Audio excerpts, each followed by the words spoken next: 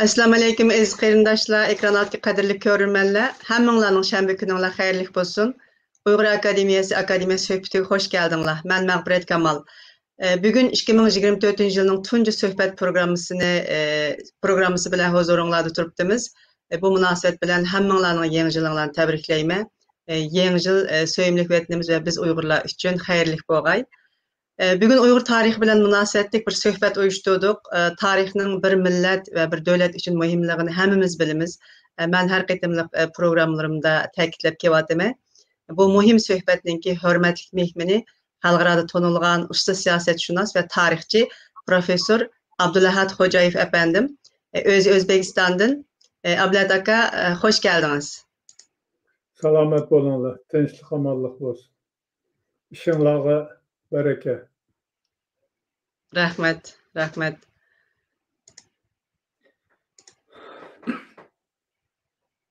Abdulahat aka tarih fənləri boyunca nurgun makale ve kitaplarını yazgan, tanılgan bir tarihçi. O bugün bizge özünün məxsus tədqiqat temalarından biri bolğan qadimki Uyghur tarihi ve Uyg'urlarningki tarih bilen zich münasebetlik bolğan Türk tarihi ve Türk atalgısı haqqida. Şundaqla Uyghur tarixida ba'zi atalgılarningki to'g'ri ishlatilishi haqida bizga muhim ma'lumotlarni bermoqchi. Undaq bo'lsa so'z Abdulahat akada bo'ladi. Türkler kimler, Türk atalgısı qandaq kelib chiqqan degan savol bilan boshlaymiz programmamizga. Marhamat.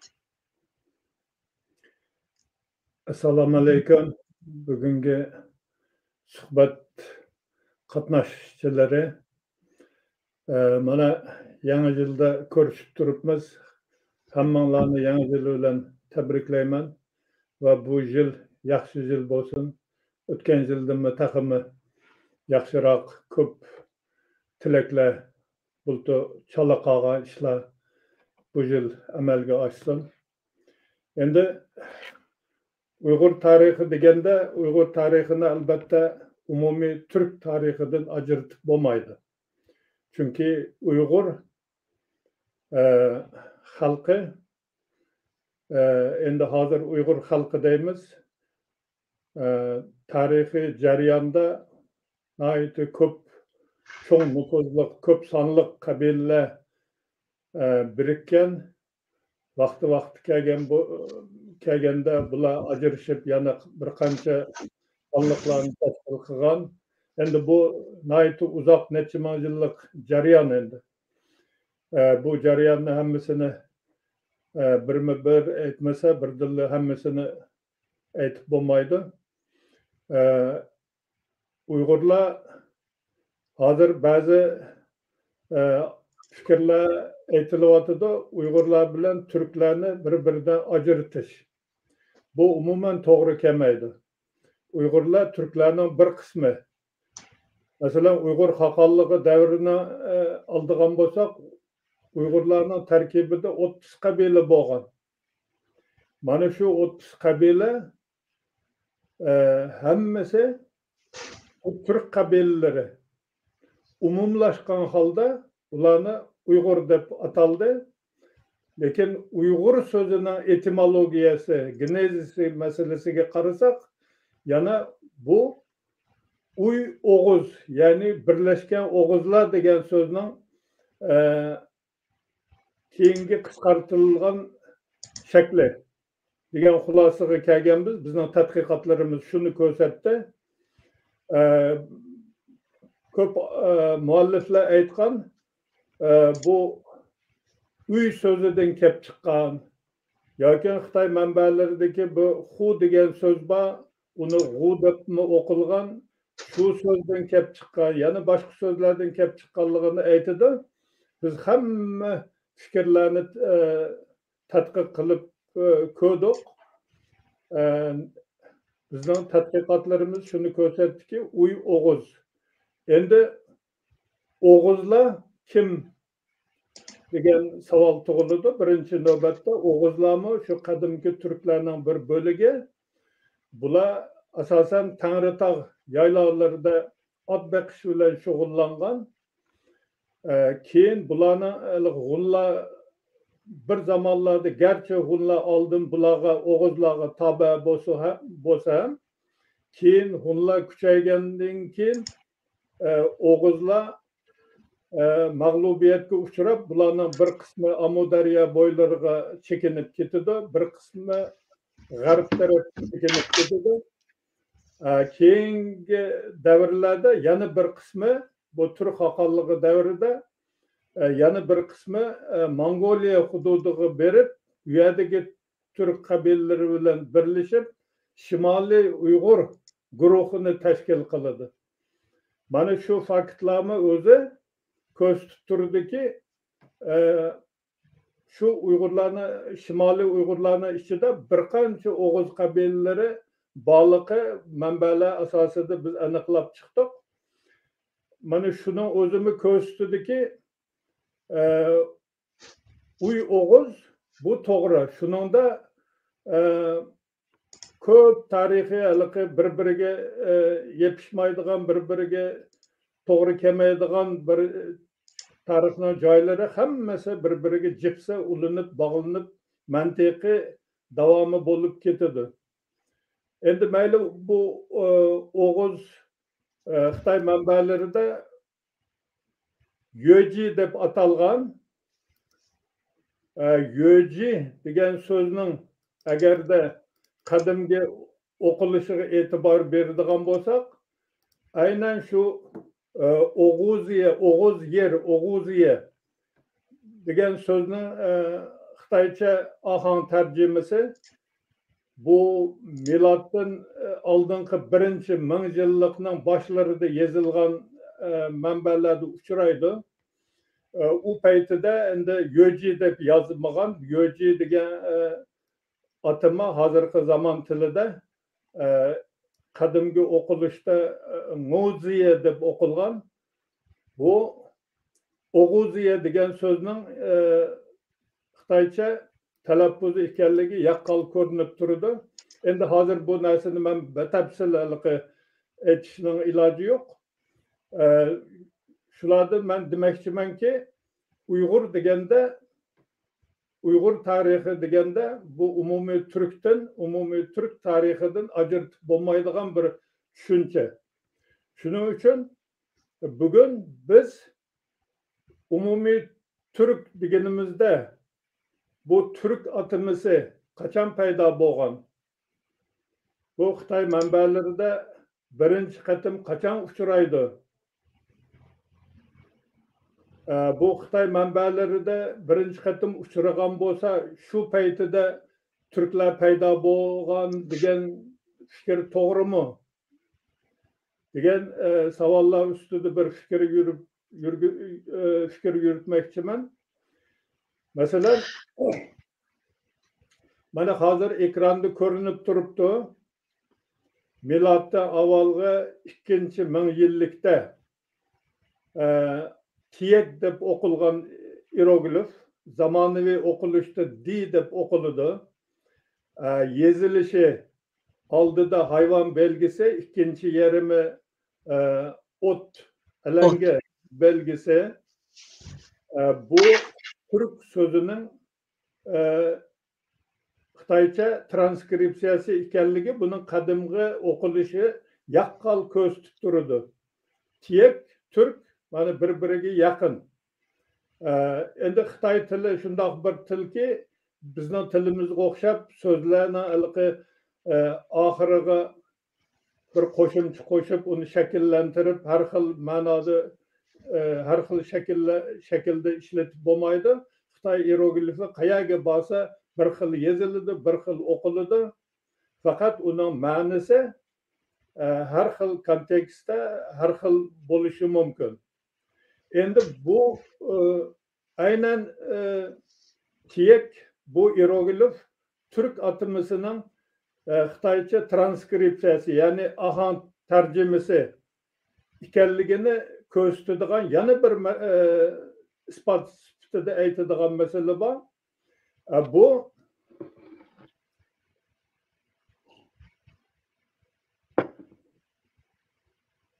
Bu hieroglif qadim zamonda kuch, qudrat ma'nosida ishlatilgan.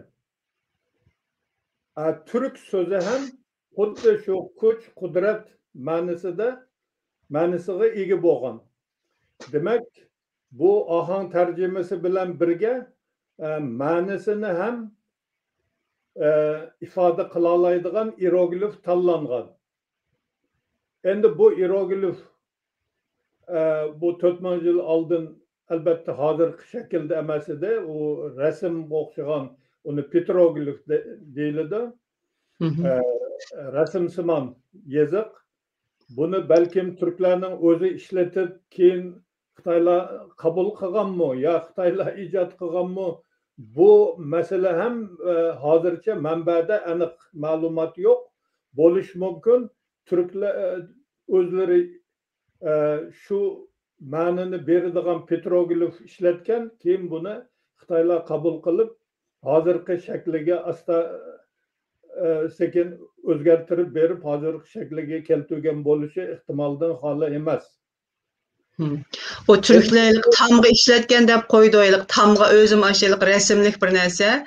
Şunda tamga bo'lishi mumkin degan ko'z qarash ekan-sizda ham? Yo'q, bu tamga bilan bu boshqa narsa. Tamga u har bir ilqi qabila urug'ning o'zining belgisi bo'ladi. Belge. U tamga. Uni hozir endi biz Yevropa tilida gerb deymiz. Bu ondan farqli millatisiz.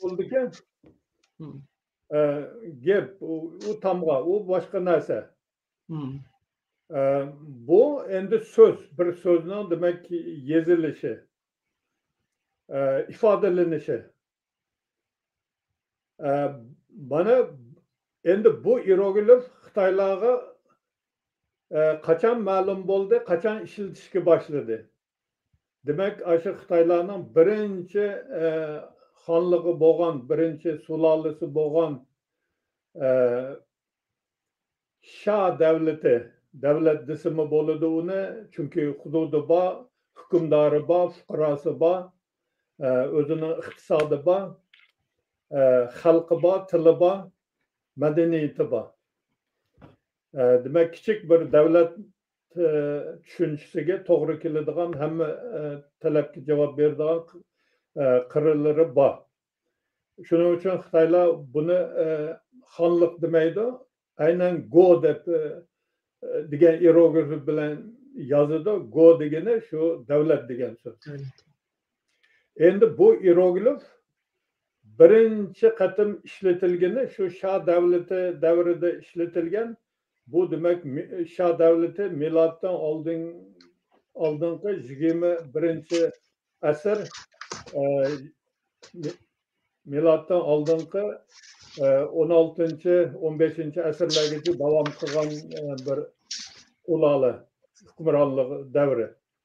Mana shu davrlarda bular buddi deb atalganlar, ya'ni Tiek deb atalgan bu Xitoy manbasida shu atalg'u bilan ifodalangan turklar, demak 4000 yil oldin Xitoylarga ma'lum bo'lgan va bular Xitoylar bilan iqtisodiy munosabatmi qilgan, ham ayrim hollarda to'qinishlarmi bo'lgan. Manbalarda ko'pincha to'qinishlarni ko'proq ifodalab ketgan.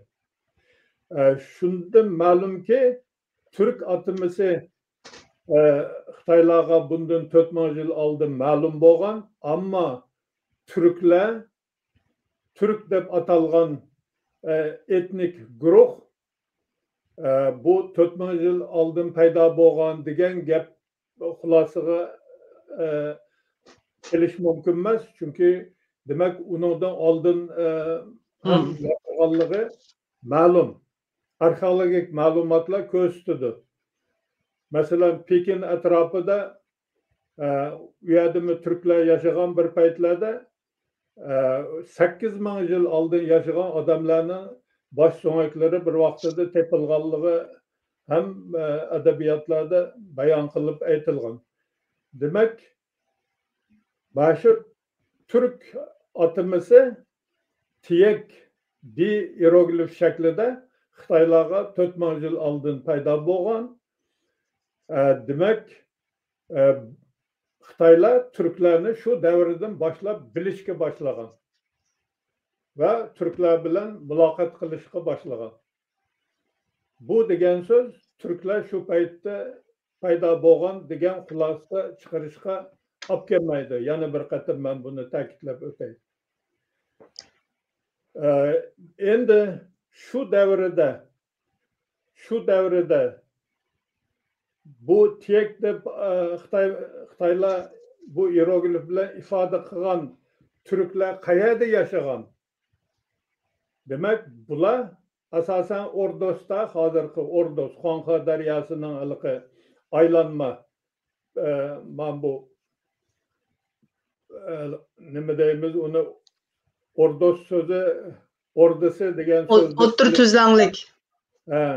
Yo'q, o'ttir tuzlanlik emas. O'ttir tuzlanlik Ordosning janubiga to'g'ri keladi. Xonqa daryosi turkcha aylanib o'tadi-ku. İki daryoning o'ttirsa. Harfiga o'xshaydigan. Shu joy Ordos.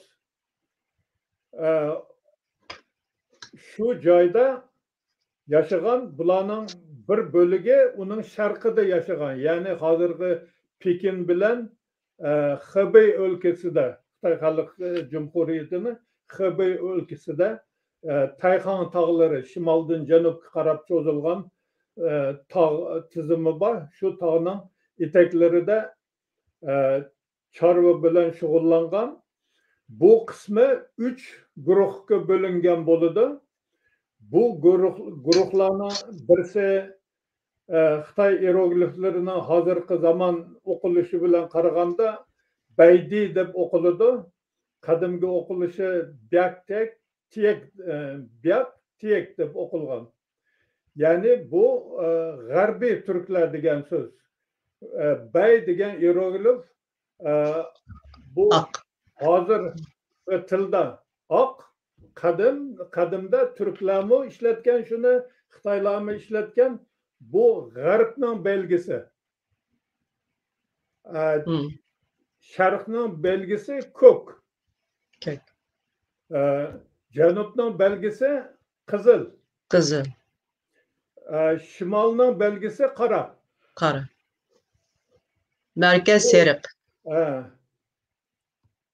Mana shuning uchun bu Baydi, ya'ni Byak degan turklarning bu guruhni g'arbiy turk deb tushunish to'g'ri bo'ladi. Uning ikkinchi guruh bu Baydi degani yashagan joyi Pekinga yaqin joyda.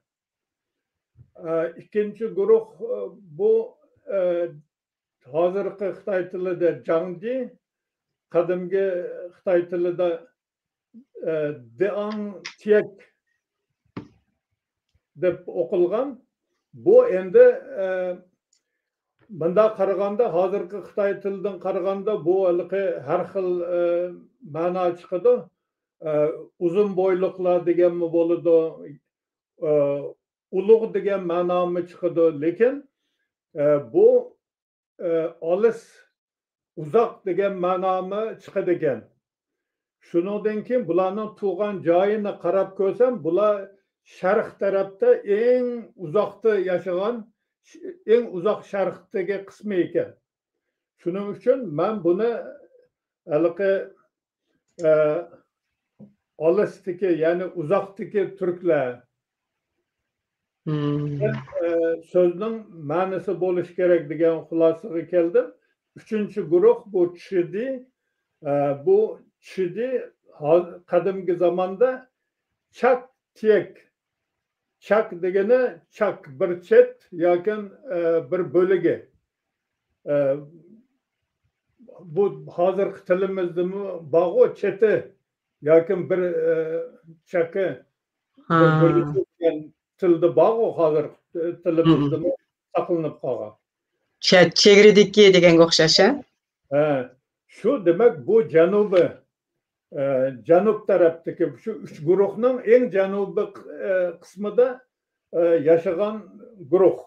Shuning uchun buni janubiy turk desa bo'ladi. Shu Ordosning sharqiy tarafida joylashgan 3 guruhning janubiy qismi.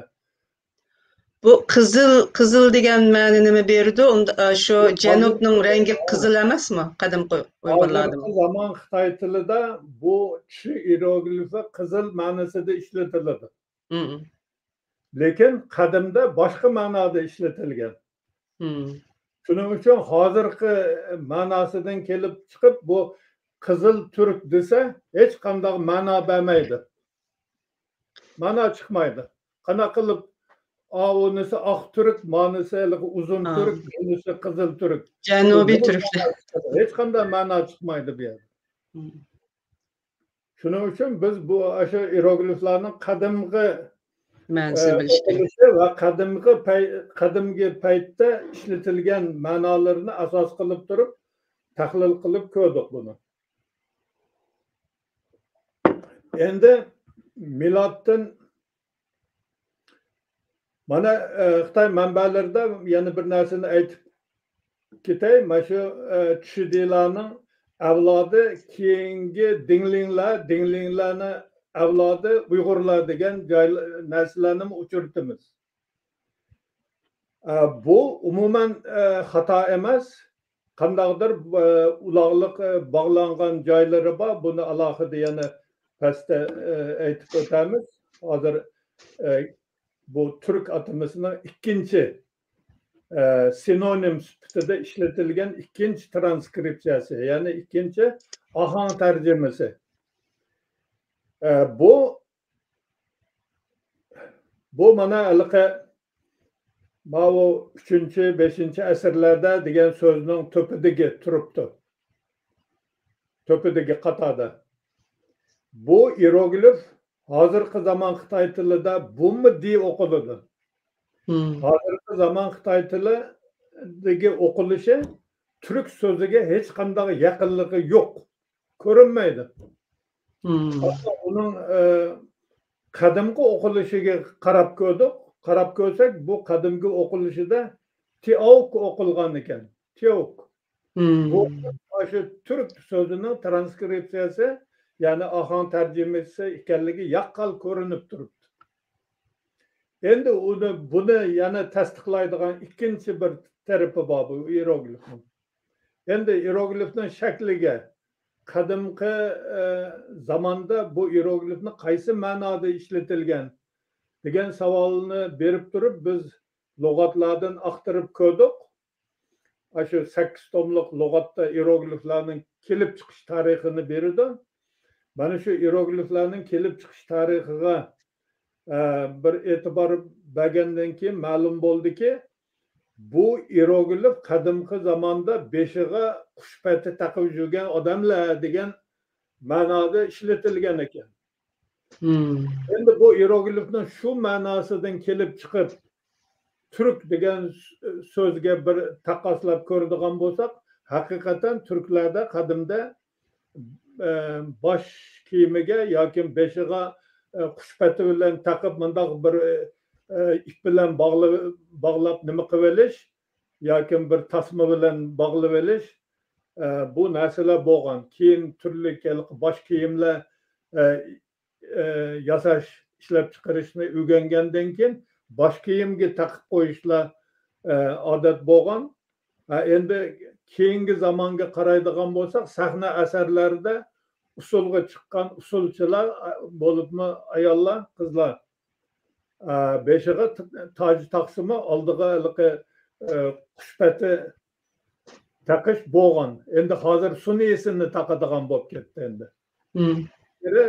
Tabiiy chiroyli qushpatlarini yoki tovusning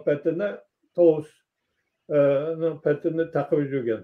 Mana shu nuqtai nazardan elib qaragandimi, bu hieroglif qadimgi turklarning urf-odatini ham ifoda qiladigan bir ma'noda ishlatilganligi yaqqol ko'rinib turibdi.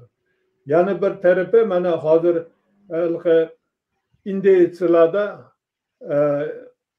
beshig'a qushpat taqib yoki qushpatidan bosh kiyim qilishlar keng tarqalgan o'tgan asrlarda.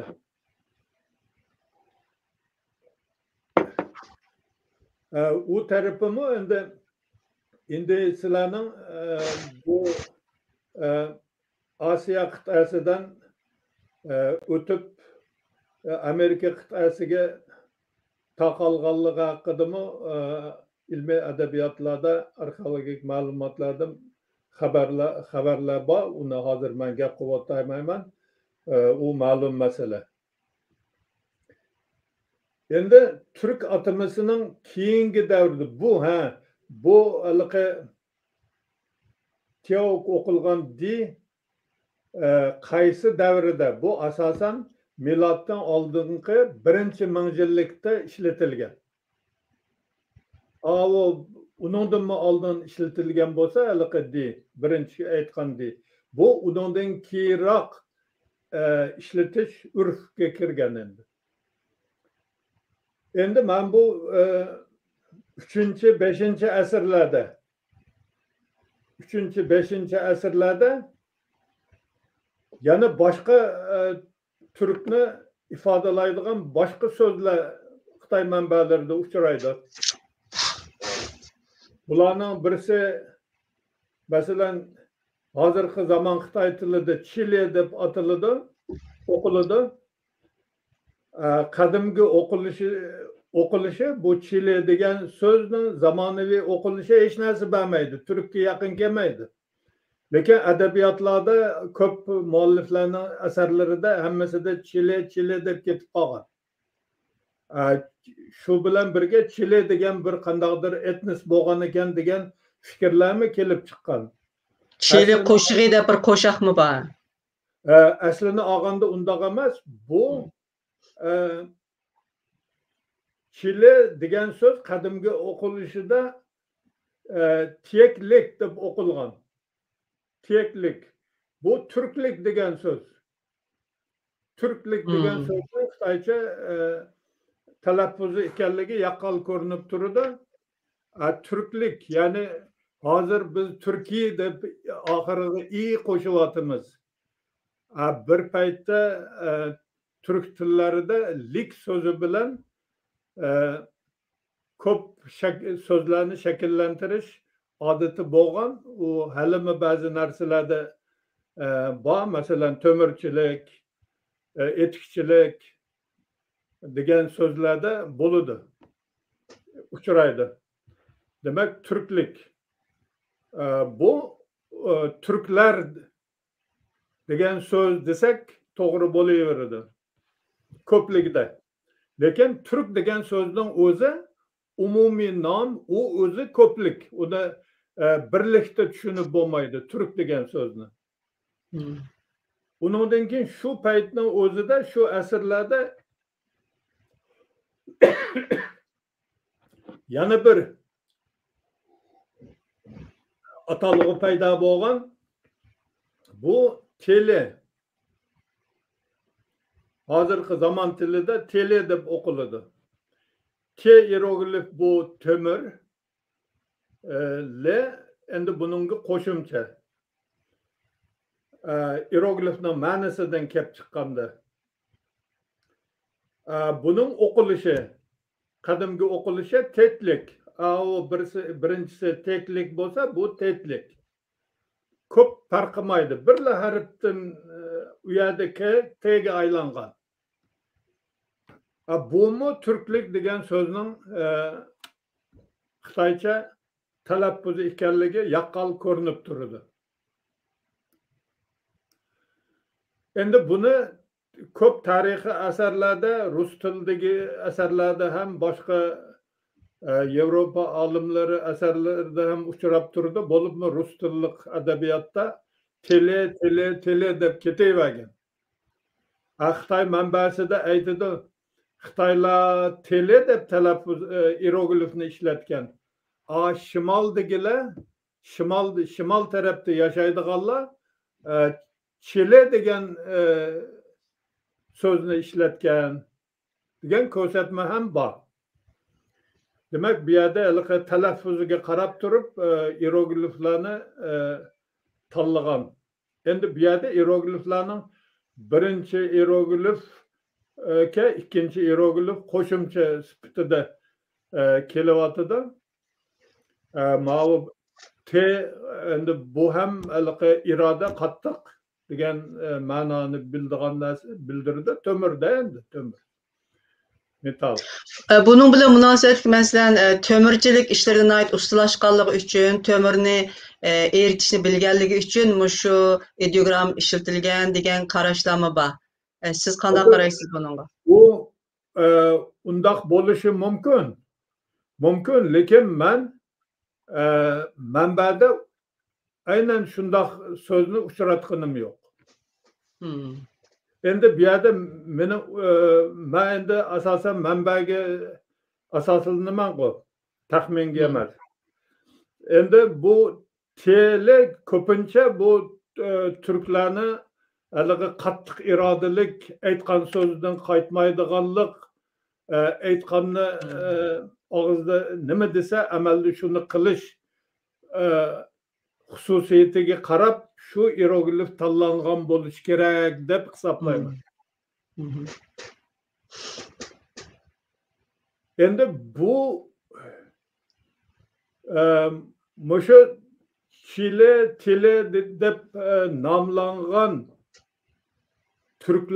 Turkiy, endi hozirgi tilda aytaylik tushunarli bo'lsin uchun Turkiy qabilalarning soni 40 dan oshadi. Ben hammasini ro'yxatlab chiqdim, 43 bo'ldi. Lekin orasida shu 43 ning ayrimlari ikki qabiladan iborat. Agarda ularni bir qilib hammasini tizimlansa, o 50 ga yaqin bo'lib qoladi. 48 ga bor. Endi bularning taqalgan joyi, yaşagan joyi Sharq tarafda shu Pekin atrofi, Koreya yarim orollig'icha bo'lgan joylar, hozirgi Xitoyning Xibey o'lkasi, Boxay dengizigacha bo'lgan joylardan tortib Ordos, Xashi koridori, Mongoliya, Sharq Turkiston, bu hozirgi Qozog'iston, endi Turkistonga kiradi-ku. G'arbiy Qozog'istonning g'arbiy tarafi, Volga daryo bo'ylari, hatto Qora dengiz bo'ylari, O'rta Yer dengiz bo'ylarigacha bular taqalgan. Bularning bu taqalgan qabilalarning aşı 43 qabilaning hammasining nomi mening asarlarimda keltirilgan. Endi shu paytda bularning nufuzi shunday cho'ng bo'lganda, Xitoy manbalarida shunday xarakterlaydiki, bular ba'zan birlashgan, ba'zan bo'linib o'z oldiga alohida bir joyni makon qilib yashaydi degan. Goh birlashish, goh parchalanishish jarayoni demak bo'lib turgan. Endi qabilalar bo'lgandan keyin qabilalar orasida turli manfaat to'qinishlar bo'ladi, tabiiy. Yer talashish, yaylov talashish ishlari bo'ladi. Undan keyin urf-odatlarda manbada yana bir narsalar bor. Bu yerda shuni aytib o'tib ketay. Qadimgi turk qabilalarida masalan kelinni bir urug' yoki bir qabila doirasidan emas, tashqaridan olgan, boshqa qabiladan. U qabiladan kelgan kelin degan so'z bekorga chiqmaganda, shu qadimgi davrda demak boshqa tashqaridan kelgan degan. U kelin kelgandan keyin mabodo rafiqasi, turmush o'rtog'i yoki eri o'lib ketsa, yana qaytib o'zining qabilasiga borolmaydi. Mumkin emas. Shu qabilada abadiy qoladi umrining oxirigacha. Eri o'lib ketsa, erining akasi ukasiga yana yoki tog'asi turmushga chiqadi. Demak, shu qabila doirasida qoladi. shundoq odat borligi manbada bor. Bu hozirgi zamon tafakkuridan qaraganda bu odamlarning geni fondini toza saqlash bu masalada nihoyatda to'g'ri urf odat bo'lgan ekan deb qoladi odam. Hozir qarindosh urug'lar bir-biriga qudilish holatlari bo'lib turadi-ku hozirgi zamon xalqlari ichida. Turkiyada har xil. Mana bu narsa burun bo'lmagan ekan. Keyin asta-asta paydo bo'lgan ekan. Endi yana bir nihoyat tarixda bir mujmallik, noto'g'ri fikrlarni keltirib chiqargan yana bir atama bu Türk so'zining transkripsiyasi bu tuji o'qiladi. 5-chi asrdan keyin degan joyda turibdimi? Ha, ana ko'rinib turibdi. Mana bu tuji hozirgi talaffuzda bu so'z ham Türk'e hech qanday aloqasi yo'qdek ko'rinadi. Endi bu hierogliflarning qadimgi davrida qaysi ma'noda ishlatilgan, qanday o'qilgan degan masalada buningga shunday yondashib ko'rdik. Natijada ma'lum bo'ldiki, bu ikki hieroglif tuyet, kivet deb o'qilgan ekan. Tuyet, kivet. Bu Türk qut degan so'zning tarjimasi. Türk qut qadimgi o'qilishi bilan nihoyatda yaqin. Bu hieroglifning Xitoy manbasida paydo bo'lgan davri 530-540-yillar. Birinchi Xitoy manbasida paydo bo'ldi shu paytda. Endi u paytda bu qabila nomi sifatida paydo bo'ldi. Qabila nomi. Bu paytda bular Altayga ko'chib borgan davri. Altayga ko'chib borgandan keyin u yerda o'zlari bir qudratli qabila sifatida namoyon bo'ldi. Shundan keyin Xitoylar ular bilan muloqot qildi. Aloqada bo'lgan, demak bu hieroglifni ishlatgan. Endi hieroglifning ma'nosiga qaraydigan bo'lsak, bu g'ordan chiqqan odamlar degan ma'noni beradi. Qadim paytdagi ishlatilgan ma'nosidan kelib chiqqanda. Hozirgi zamon Xitoy tilidan bu ikki hieroglifning ma'nosiga qarasa bunday ma'no bermaydi.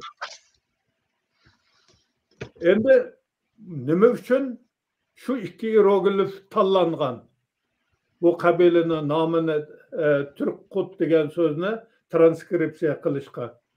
Chunki Altayga ko'chishdan oldin şu 6. asrning o'ttirlarida bular bir asrga yaqin Xitoy manbalarida g'orning ichida yashagan degan har xil afsonaviy hikoyalarmi bor, aniq ma'lumotlarmi bor. Endi Ergenekon destani degan afsonaviy masalaga biz to'xtamaymiz, aniq ma'lumotga qaraymiz.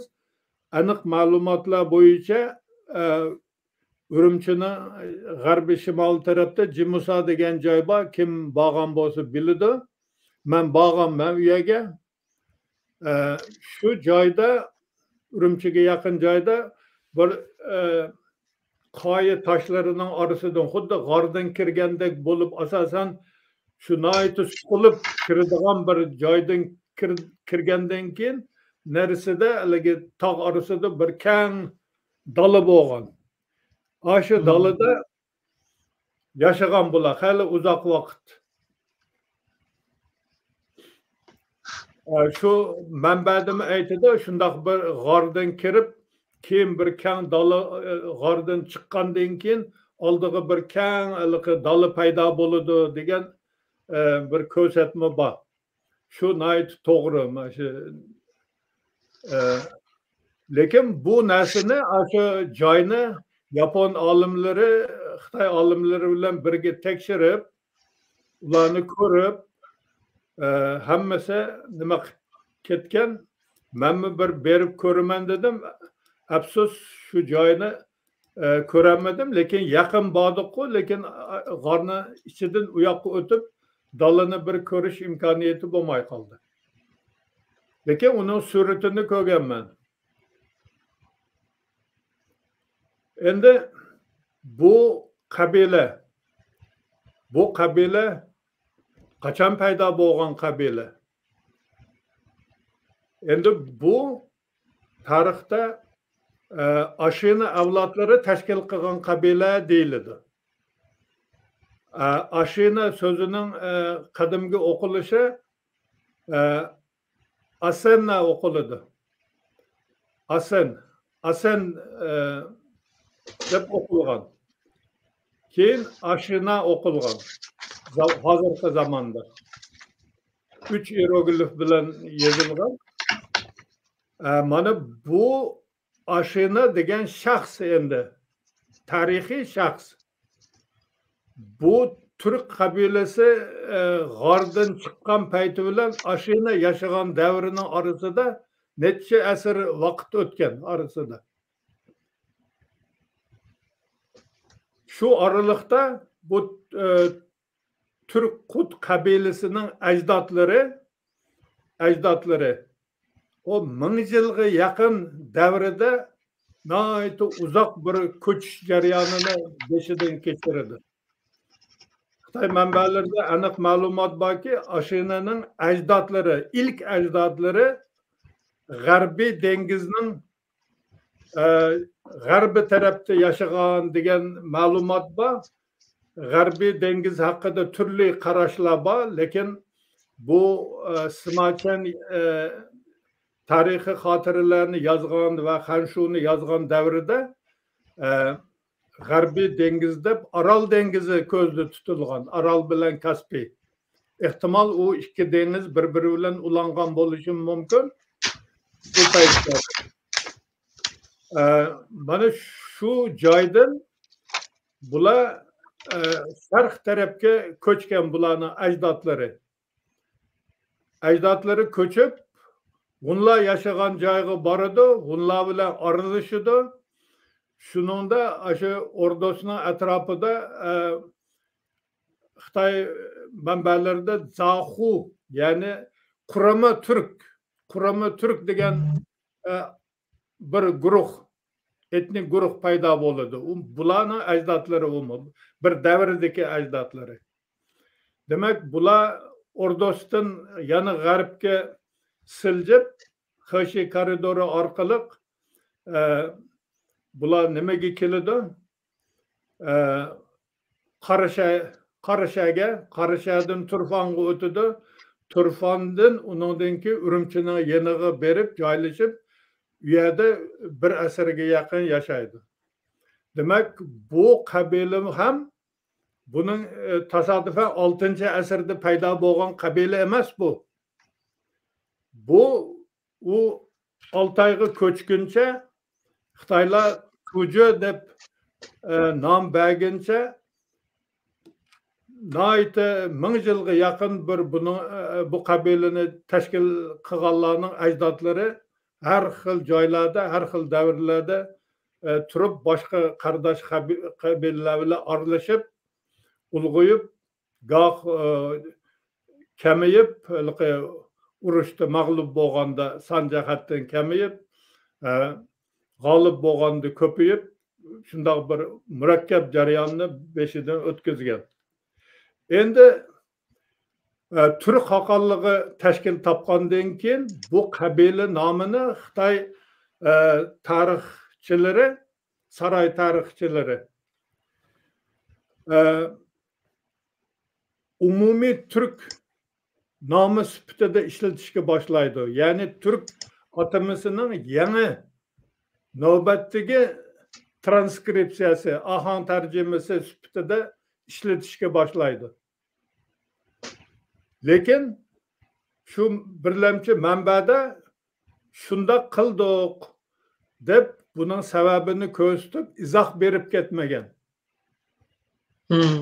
Agar da jarayonni yaxshi birlamchi manba asosida ügünilse bu aniqlanadi. Bular bu tuji atımısı keyin umumiy Türk sözünün umumiy Türk nomi sifatida yangi transkripsiyaga aylangandan keyin mana mashada chalkash fikrlarning kelib chiqishiga shu narsa sabab bo'lgan. Ya'ni Altayda Türklar 6. asrda paydo bo'ldi degan narsalar turli tarjimalar orqali ba'zi tadqiqotchilarning chuqurroq masalaning nozik taraflarini yetarli darajada anglab ololmaganligi, endi ular buni bilmay qolgan deb ularni ayblab bo'lmaydi, chunki shularning qo'lida shu paytda hozir bizning qo'limizdagi lug'atlar bo'lmagan bo'lishi mumkin. Shuning uchun ular u paytda bu narsani aniqlolmagan bo'lishi mumkin. Lekin shu davrdagi masalan tarjimalar va Xitoy tarixchilari hatto ba'zilar shundoq yozib ketgan, shu narsalar natijasida haliqi noto'g'ri xulosa o'tirg'i kelib qoldi. Bu endi shu xulosadan kelib chiqib agarda bir masalani bir fikrlaydigan bo'lsak, bu 6. asrda Türklar paydo bo'lgan bo'lsa, undan oldin Türklar bo'lmagan bo'lsa, undan oldin mana bu arxeologik ma'lumotlar qancha xabarlar berdi. Masalan, bir Sharq Turkistonning o'zida tosh davrida qurollar topilgan. İlk tosh davrining qurollari topilgan. Va 6000 yil, 5000, 6000 yil oldin yashagan bir yaxshi madaniyatli odamlarning jasadlari topilgan. Ular kim? Türklarga aloqasi bormi, yo'qmi? degan bir qator savollar kelib chiqdi. Undan keyin bu G'arbiy Turkiston, masalan, O'zbeklarning. Unda O'zbeklar Türklarning cho'ng bir bo'ligi deb hisoblanadigan hozirgi O'zbeklar. Garchi O'zbek so'zi keyin paydo bo'lgandimi, lekin bu joyda necha 10 ming yil oldin odam yashaganligini arxeologiya ko'rsatdi. Demak, ular kim edi? Lekin yana bir tarafdan masalan Saklar haqida bergan ma'lumotlarga qaraganda Saklarmi Türklar aslida. Lekin sak degan so'z bu fors tilidan o'tib qolganligi uchun bu masalaga turli yondashishlar bor. Saklar haqida bugun men endi to'xtab o'tamayman. Kitobda men saklarga alohida bir bob ajratganman. Xitoy olimlari saklarni Turkiya deb hisoblaydi. Endi ben shuning uchun mana shu aytganlarimiz asosida aytish mumkinki, Türk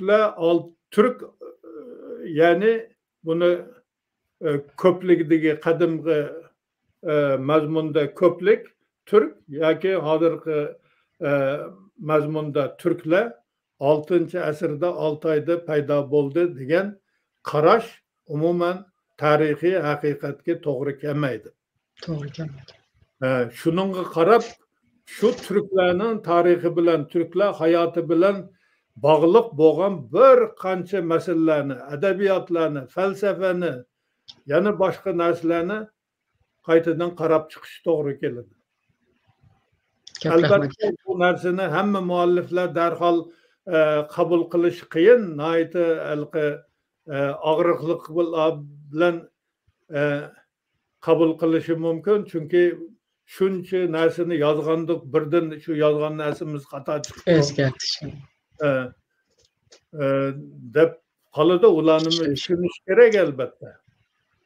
Asan, yana bir jihatdan shu qiyinlashib qolgan, siz deganingiz qiyinlashib qolgan nimalarning o'zgarishi bek tas bo'ldi bu bilim sohasida.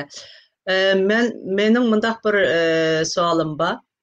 Hazır amdeliqi Türklerninki Sibiryadan yeyil tarqalğanlığı bilen münasebetli köz qaraşlan bar. Mesela 17 ming yıl burun Andronova degen bir medeniyet yaratılgan. Şu yerden asta havanın soğuşu bilen, iklimning nayt qattiq nima bolup ketişi bilen u yerda yaşamasdan onun lekin köşken, şarkı qarab köşken degen yana bir iqimi bar.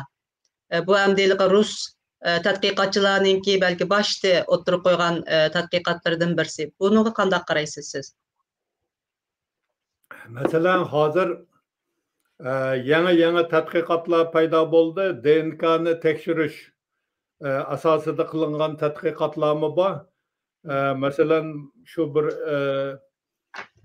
40 ming yil davrini oladigan bo'lsak, shu 40 ming yil davrida bir qatim g'arbdan sharqqa yurish, sharqdan yana orqaga qaytish jarayon bo'lgan ekan. Bu birisi. İkinciden, endi Taklamakan çölünü alaylık. Özbekistan'da Karakum çölünü alaylık. Bu çöllükler tegide neft çıkıdı. Nima üçün? Burun deniz boğan bu joylar. Taklamakanның tegi burun deniz boğanlığını bunu ilim ispatlap bergen. Hazır bir yerden neft çıkıvatıdı. Mesela Turpan Müzeyinde dinozavrның sönkünü koyuptu. Şu 46 milyon yıl depmi şundaq yazıp koygun eken. Demek bu nesimi ispatlaydı ki Taklamakan çölü bir zamanlarda hazırkıdak çöl bolmagan. Buna etrafında köp adamlar yaşagan. Ayrım qadimqi shaharlar shu cho'lni ichiga 140 kilometr ichkarida ko'milib ketgan joylar aniqlandi. Mana shularga qaraganda, demak bu yerda yashagan xalqlar qayoqqa cho'ldan qochib qayerga berishi mumkin? U yerda yashash mumkin bo'lmagandan keyin. Bular tog' tarafga, shimolga, tog' tarafga, sharqqa, Pamir tarafga ketenmeydi. Çünkü Pamir tağlarımı unchalık kokilemzar yaylalar bilen ta'minlangan emas. Fakat Tangritog shundoq. Hozirgi Qinxay, ya'ni Kokinur o'lkasi. U yerning tog'lari, ya'ni kokilemzar dalalar bor. Mana shular demek Taklamakan çölü etrafından aşağı taqalgan bo'lishi mumkin. Aşı men degenim Oğuz, Göceler şu Taklamakan çölüde burun yaşagan adamlarning keyin shimolga ko'chgan avlodi deb hisoblayman. Bularning kelib chiqishi aş Taklamakan çölü etrafından tepilgan jasadlar bilan bog'liq bo'lishi kerak. Afsuski o'sha jasadlarning DNK'sini qilinmadi. Agar da Xitoy hukumati shuningga ruxsat bersa, o'zbek olimlari nihoyatda shuni xohlaydi. DNK'sini elib bir tadqiqot o'tkazib ko'rishga. Afsus, hozir buningga ijobiy javob bo'lgani yo'q. Kelajakda bo'lib qolsa balkim bo'lar, yana ko'p narsa aniqlanadi. Endi bir paytlarda muzluq meselesi. Muzluq janubga surilgan. Surilib, mana bu 40 parallelga chiqagan. Keyin bu Taklamakan cho'llari cho'llikka aylangan, isib ketgan paytlarda bu muzluq yani erib shimolga qarab surilgan. Mana bu jarayonmi Şimalның adamlarını janubga, janubның adamlarını yana shimolga surutishga tabiatning o'zi majbur qilgan. Bu yer tarixi masalasida tadqiqot elib borganlarning ishlarida bor bu haqda aniq ma'lumotlar. Bu demak inson agarda biz hozir yozma manbalarda 4000 yillik ma'lumot bo'lganligi uchun 4000 yil haqida so'z yurityapmiz. Bu degan so'z undan oldin odamlar bo'lmagan degan so'z emas. Undan oldinmi nihoyatda necha 10 minglagan yil oldin odamlar bo'lganligi ma'lum. Faqat biz ularni u davrdagi odamlarni nimasini hozir faqat DNK yo'li bilan aniqlashga imkon bo'layotidi. Lekin şu davrlarni ichib bera oladigan yozma manbalar yo'q. Yozma manbalar eng ko'pi bilan shu 4-5 ming yillik tarixni o'rganishga asos bo'la oladi. Rahmat. Undaq bolsa mush Türklerning va Uyg'urlarning ana yurti qayerda deb bir xulosa chiqargani bo'lamdi? Azaldan yashagan yeri. Ben azaldan yashagan yeri şu nihoyatda cho'ng hududda yashagan bular. Hali aytib o'tdim-ku, nihoyatda masalan 40 qabila taqalgan joyini. Masalan qaysidir qabilaning azaliy joyi deyishi mumkin. Yoki bir guruh Türk qabilaning azaliy joyi deyish mumkin. Lekin bu hamma Türklerin, barliq Türklerning azaliy joyi qayerda degan savolga falan joy desa bir tarafdan to'g'ri keladi, ikkinchi tarafdan to'g'ri kelmaydi. Chunki u Türk bir qabila emas, bir urug' emas. Nihoyatda ko'pchilikning umumiy nomi bu. Ash Türk deganning o'zida Xitoylarga ma'lum bo'lganda bular ko'pchilik ekanligi aytib o'tilgan. Bular nihoyatda cho'ng qudratga ega ekanligi, bularning jangchilari otda yurib nihoyatda jangovarligi, bular nima qilgan? Endi bularda ot bo'lgandan keyin ot asosiy narsa bo'lgandan keyin bular harakat qilish imkoniyatini Türklarda nihoyatda cho'ng bo'lganda, erkin harakat qilish, cho'ng hududda harakat qilish. Masalan, Oğuzlarni qayerda ilk bor qayerda yashagan desa, yozma ma'lumotlar asosida.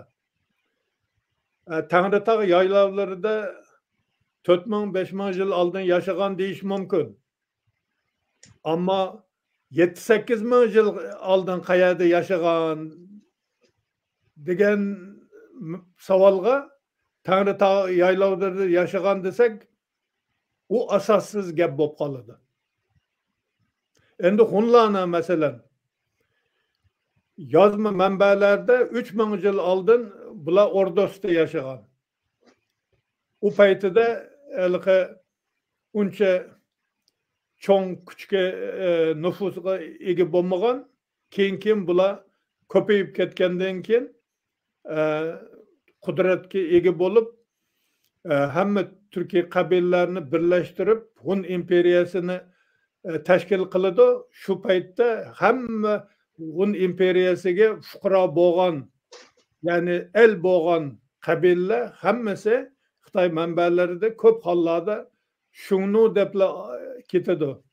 Shungnu degani endi bu atama miloddan oldingi 3-asrda paydo bo'lgan kunna degan qadimgi o'qilishi kunna. Kun so'zining transkripsiyasi. Hunlar o'zini kun deb atashgan. Mana ularning 4000 yil, 3000 yil oldingi yurti qayerda edi desa, Ordosda desa bo'ladi. İlk Türkler qayerda yashagan edi 4000 yil oldin desa, Ordos va Ordosning sharqiy tarafdagi joylarda yashagan. Türkning, yana ilk Türkning o'zi hammasi emas, sharqiy bo'ligi. Sharqiy bo'ligi. G'arbiy bo'ligi bu Sakla, masalan Türklarni Aral dengizining g'arbiy taraflari bu joylarda mı yashagan. Shuning uchun bu Türkler azali qayerda yashagan deb ko'pligida aytib bo'lmaydi.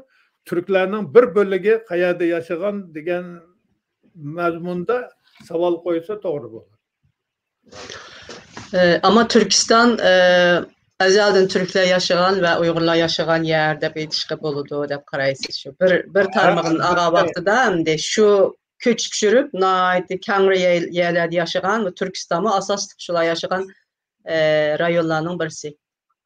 Mana hozirgi zaman tilimizde Türkiye deymiz, Rossiya deymiz. Oldidagi bir bölügi mesela Türk sözü turibdi, etnik atalg'u Rus, Rossiyadami Rus etnik atalg'u turibdi, ya turibdi. Yer Oğuz, Oğuziye mesela. Şunun o'xshagan nayt ko'p mamlakat nomi atalg'ularni tepish mumkin. Lekin stan so'zi keyin qo'shilgan. Bumi shu halqi joy, turar joy degan ma'noga ega. Endi bu ko'p tilshunoslar fors tilida o'tgan deydi. Turan degan nemini ishlatganmi? Turanni ishlatgan aviasiyada bor. Endi masalan qadimgi fors tilida an, yan, kan degan so'z ko'plikni bildiradigan qo'shimcha. Undan tashqari yana turlar degan atimi bor. Tur. Turan bor. Turan deb ko'pincha hududni, ya'ni bir geografik nom sifatida ishlatiladi. Tur deb nimani ishlatiladi? Etnik nom, atalg'u. Ishlatiladi. Endi men nima qilaman? Alqi tilda, talaffuzda kaf harfi tushib ketsa, tur bo'ladi. Agarda qo'ysa Türkan bo'ladi. Kan degan so'z Türklarning koni degan mazmun chiqadi. O tilda asha bir harfning alqi tushib qolishimi bu yerda rol o'ynagan bo'lishi mumkin degan taxminni qilaman. Endi men tilshunos bo'lmaganligim uchun buni til nuqtai nazaridan isbotlab berishim qiyinroq. Lekin shunday ilmiy taxmin bor. Turan degan so'zdan hozir ko'plar qochadigan bo'lib qoldi. Bo'libmi Rossiyadagilar qochadi bundan. Buyuk Turanni tashkil qilishmoqchi deydi. Ya'ni buyuk Turan degani buyuk Turkiylar birligi, mamlakati, davlati degan ma'noda. Shuning uchun hozir O'zbekistonda bu yangi tarix yozganda biz Turan so'zini ishlatyapmiz, Turkiston so'zini ishlatyapmiz. Davriga qarab, bu yerda prinsip masalasi davriga qarab ishlatish kerak. Masalan, Şinjan so'zini biz Şinjan so'zi paydo bo'lgandan keyingi davriga nisbatan ishlatish mumkin. Undan oldingiga ishlatishga hech ilmiy nuqtai nazarda elib qaraganda to'g'ri emas. Lekin Xitoy olimlari hamma davriga ishlataveradi uni. Garchi keyin paydo bo'lgandan. Ilgari Xitoylar bu qadimgi Xitoyning, ya'ni shu Jungyuan degan ikki Xuanxe daryosi bilan Yanzining oralig'idagi joyning g'arbidagi joylarni Jungtu degan, Jungyuan degan, Jungju degan, Junghua degan, Jungo degan. Endi Jungo deb hozir Xitoy Xalq Respublikasining yerini Jungo deb yetibdi. Endi ilmiy nuqtai nazardan shu to'g'ri bo'ladiki, qaysi davrda qaysi etnik atalgı yoki coğrafik atalgı işletilgan bo'lsa, şu davriga şu atalg'ini ishlatgan ma'qul bo'ladi. Bu ilmiy bo'ladi. Hozirgi davrda ishlatilgan atalg'ini opirib qadimgi davrdagi yoki o'rta asr davridagi bir davriga shu atalg'ini opirib qo'ysa, bu tarixni chalkashtirib qo'yadi. Biz siyasi maqsad berayotgan narsalar bormi? Tarixga bo'lgan hurmati yo'q, siyasi, hozirgi siyasi sharoit, shart-sharoit nemisida, shuni o'ziga foydali bo'lgan shaklda ishlatyotadi. Undaq bo'lsa, Uyg'urlar bilan shu Uyg'urlarning o'q yildizi O'g'izlarga bog'lash mumkinmi? Hozir 1 soat bo'lib qoldi vaqtimiz, Abdullahat aka. Uyg'urlar masalan mumkin. Aynan shu O'g'iz shuningdek ozroq ma'lumot bergan bo'lsangiz. O'q ildizi desa, ham Uyg'urlarning azaliy yurti Sharqi Turkiston bo'lib chiqadi. Mongoliyaga shimolga keyin bularning bir qismi borgan bo'lib chiqadi. Bularning bir qismi boshqa taraflarga taqilgan bo'ladi. Ya'ni qadimgi Uyg'urlarning ajdodlari boshqa etnik guruhlarning shakllanishidimi nihoyatda cho'ng rol o'ynaganligini ko'rsatdi. Berdi. Chunki arab manbalarida butunlay 9 O'g'iz deb olgan Uyg'urlarni, Uyg'urlarning davlatini 9 O'g'iz deb olgan, demakki O'g'izlar bilanmi munosabati baxtsiz deganga o'xshash. Onundan keyin mayda ba'zi savollarmi bor. Men bir ikki savolni so'rab o'tganken, onundan keyin men savollarga javob berishga tirishaylik. Bu Tabg'ash, Xitoy, Jongo, Hanzo degan o'xshash atalg'ularni hozir nihoyatda ishlatish balkim to'g'ri bo'lmasligi mumkin tarixiy nuqtadan olgan vaqtida. Mushlar haqida sizning izohatingiz qanday? Masalan, Tabg'ash degandan qarasak, shu turk tillariga yaqin bir ismdek turadi. Onunki Xitoy deganning boshqa bir qabila ekanligini bilamiz. Mushlar haqida ozroq so'zlab bergan bo'lsangiz, to'g'rimi mushtaq deb elish? Endi avvalo Xitoy so'ziga aniqlik kiritaylik, chunki bu hozirgi zamonda nihoyatda keng taqilib ketgan so'z. Xitoy deb Xitoy Xalq Respublikasi rasmiy nomi Xitoy Xalq Respublikasi. Qisqartirilganda XXR. Buni biz ishlatmasdan uning o'rniga Xitoy so'zini ishlatishni odat qilib olganmiz. Endi bu odat rus tilidan o'tgan asosan. Bu odat o'zi agarda buningga ilmiy yondashilsa to'g'ri emas. Noto'g'ri odat. Chunki Xitoy hozirgi biz Xitoy degan Hanzular o'zlarini Xitoy demaydi. Hatto men Urumchiga borganda, Urumchidan Qashqarga bordik, Qashqarni bir Qashqarning markaziy ko'chalaridan ketayotganda yanimda ikki mahalliy xodimlardan, davlat xizmatchilaridan bor edi, meni hamroh bo'lib ketayotgan. Men odatdagidek bu Xitoylar deb Xitoy so'zini og'zimga olibman-da, desam darhol mendan iltimos qildi, iltimos Xitoy so'zini og'zingizga olmang, sizga hech narsa qilmaydi, biz baloga qolamiz deb mendan iltimos qilgan. Va Xitoylar o'zi ishlatmaydi, faqat xorijga chiqqanda ishlatadi. Bu Xitoy so'zi aslida Xitoyga tegishli emas. Bu arab manbalarida Xitoy degan so'zlar bor. Shu biz Xitoy degan so'zning arablarning tilidagi talaffuzi. Endi bular qayerdan kelgan deganda, bular asli hozirgi shu Pekin atrofida yashagan, Manjuriyada, uni shimolida yashagan xalqlar bir vaqtida Liao davlati, Liao degan so'z uzoq sharq davlati degan so'z. Liaogu.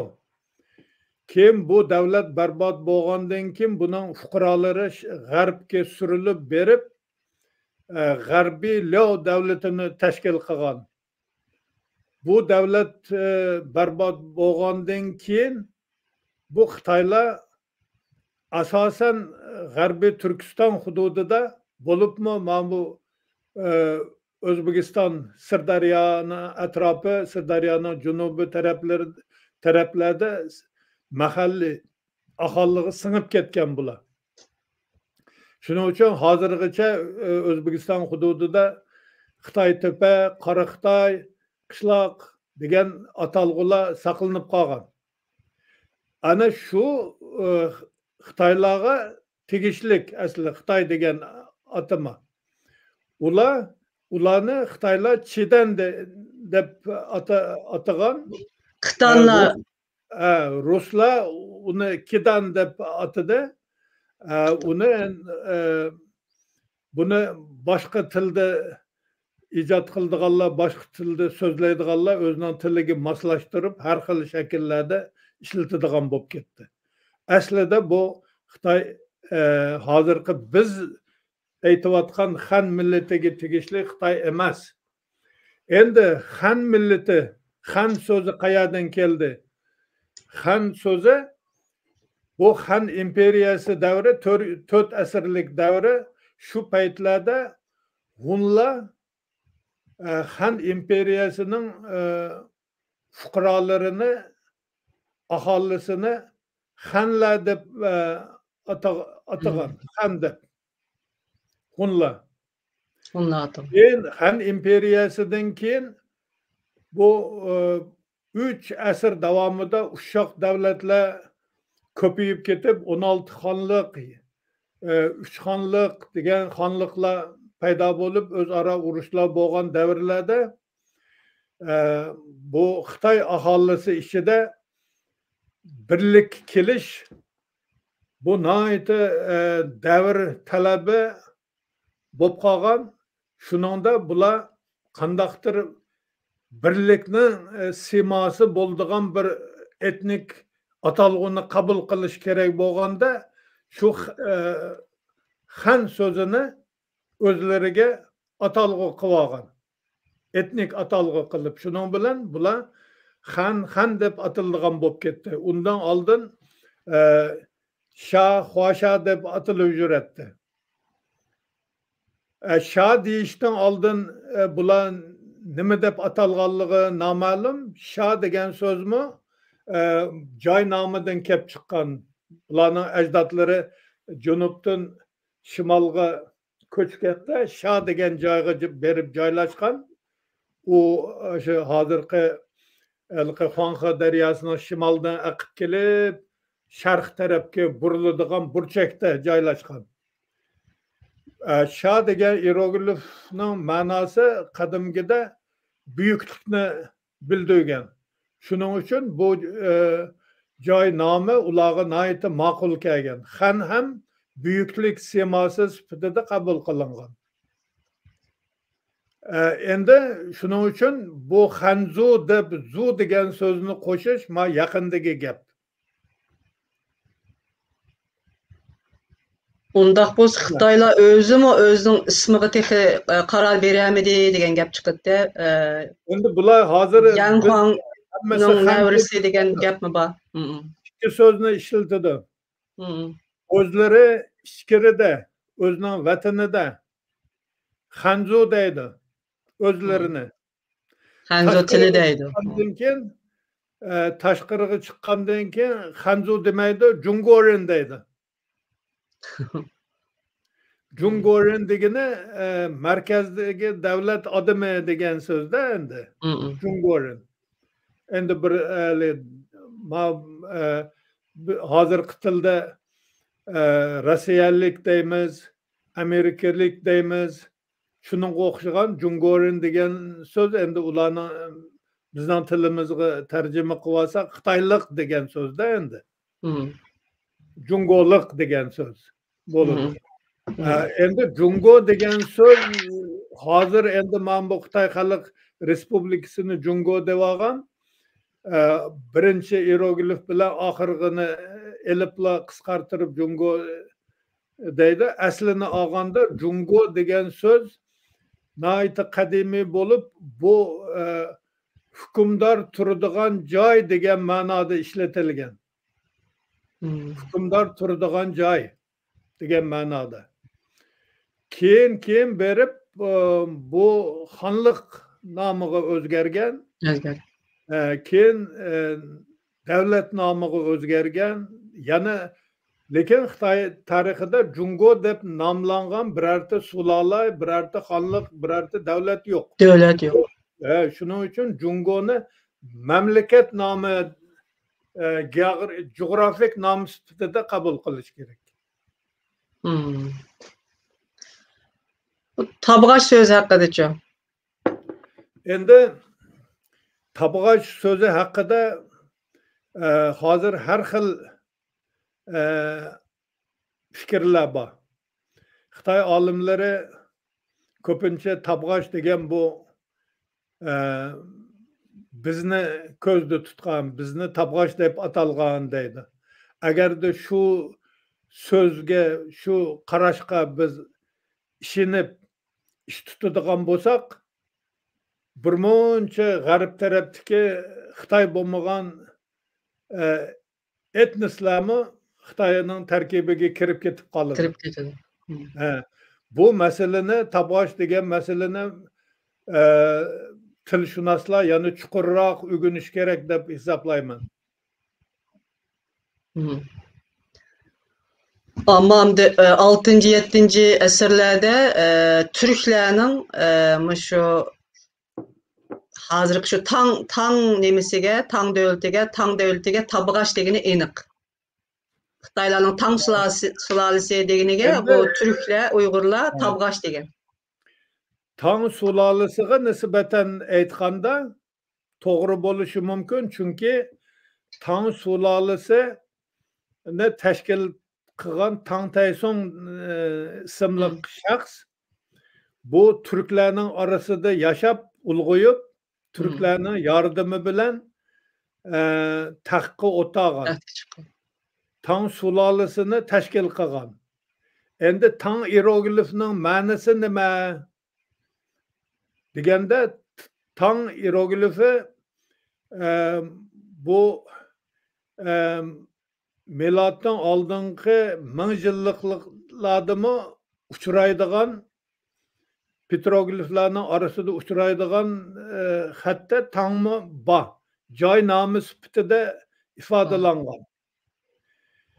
Mening taxminimda tang degan so'z hieroglifning burungi qadimgi nomi aslida nima so'z, turkiy so'zdan kelib chiqqan bo'lishi kerak.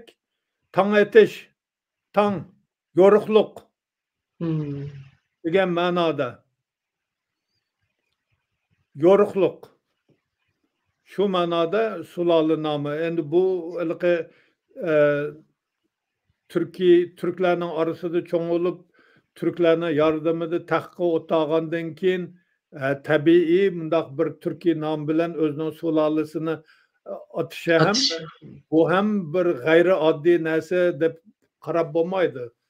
Bu ham tabiiy bo'lgan bo'lishi mumkin, lekin manbada buning isbotini men ko'rganim yo'q. Lekin ma'nosidan kelib chiqqanda shunda bir fikr, ilmiy fikr. Shu o narsalarga oid cho'nqur tadqiq qilish kerak. Ama tang sulolasini qurgan, tang davlatini qurganlar haqida mu shu aniqsizliklar bor. Dunyodagi ba'zi ko'z qarashlar qarag'oqda hozirgi Xitoyni ko'rstamdi yoki boshqalarmi bu aniq emas. Ama Xitoy endi hozir hammani, hatto Mo'ng'ul davlatini mening Manjular qurganini mening deb shundaq deb hozir siz deganga o'xshash bütün shu nimani o'ziniki qilib, buni qadimqiga bog'lab, xuddi Uyg'urlarmi azaldan mush Xitoyga bog'liq yashagandek, Sharq Turkiston azaldan Xitoyning zimindek shundaq qilyapti endi. Buning siyosiy maqsad ekanligini bilamiz. To'g'ri. To'g'ri. Bu menga bir necha savollar tushibdi. Ashina ismi bilan Eşkinazning aloqasi bormi degan bir savol. Bu Eşkinazlar yo'q. Aşina o aytyapman-go milatdan aldınqı mingillikning oxirlarida Mongoliya hududida tug'ilgan 10 aka-ukaning birisi o'zining qobiliyatli bo'lganligi uchun garchi bu cho'ng o'g'il bo'lmasimi buning qobiliyatiga qarab bu kichik o'g'il bo'lsimi buningga qabila boshliqi unvonini ya'ni huquqini buningga bergan. Ashina degan so'zni agarda bu til nuqtai nazaridan qadimgi o'qilishidan qarab chiqqanda qadimgi o'qilishi asena bo'ladi. Xitoylar masalan so'zning oxirida undosh harf kelsa uni yo unlik harf qo'shib a qo'shib na ashena degan yoki neni tushirib qoladi unda ashi bo'lib qoladi. Lekin nega ani qo'shib ashena degan bo'lsa agarda uning azaliy ismi nima ekan deb bir turkiy til nuqtai nazaridan talab qiladigan bo'lsak u Asen bo'lib chiqadi. Asen ismi. Bunun aslan bilan münasebeti bağlı değil mi? Aslan dep nim qilganlarmi bor. Asena bilan aslanni birlashtirib, aslan sözünü birlashtirib qaraydi. Endi u aslida bu nomni unvon sifatida bergan degan xabarmi bor. Shuning uchun aytyapman-ku bu bolalarning ichida eng qobiliyatli bo'lganligi uchun buningga qabila boshliqligi huquqi berilgan bo'lganligi uchun albatta buningga shundoq bir ma'noga ega bo'lgan bir so'zni ism qilib bergan bo'ladi-da. Tamam. Undaq bo'lsa bu Yahudilarninki bu bir qo'li bo'lgan Ashkenazlar bilan munosabati yo'q deb qaraymiz. Shundaqmi? Balki talaffuzdagi o'xshash bo'lib qolgan bo'lishi mumkin. U haligi bir xil o'xshashlik bo'ladigan so'zlar ko'p tillarda uchraydi. Ko'p tillarda uchraydi. Yana bir narsani hali aytib o'tmabdiman. Bu masalan nimada biz Türk atimisining transkripsiyasi, ahang tarjimalari haqida ben to'xtab o'tdim, lekin Xitoylar turklarga ishlatgan atalg'ulari bor. Bularni farqlab olish kerak. Bo'libmi bu narsa tadqiqotchilarga nihoyatda zarur. Masalan, Hu hieroglifi. Bu Hu hieroglifi qadimgida Hu deb atalgan bu hieroglif ahmoq, zehni past degan ma'noda ishlatilgan. Ya'ni turklarni kamsitish maqsadida Xitoylar qo'llangan, qadimgi Xitoylar. Shuning uchun bu atimini ishlatgan paytda nihoyatda ehtiyot qilish kerak. Mush ekrandagi mahhu deganni deyapsiz, birinchisi, shu. Ikkinchisi zamonaviy o'qilishda Rum, qadimgi o'qilishda Rivem o'qiladi. Bu odam bilan jangchi, ya'ni nayzani ifodalaydigan ikki hieroglifning qo'shishi asosida shakllangan bu jangchi degan narsa ma'noga ega bo'lgan. Ba'zan jangda ishlatadigan Harunimi shu so'z bilan ifodalagan degan izohlar bor.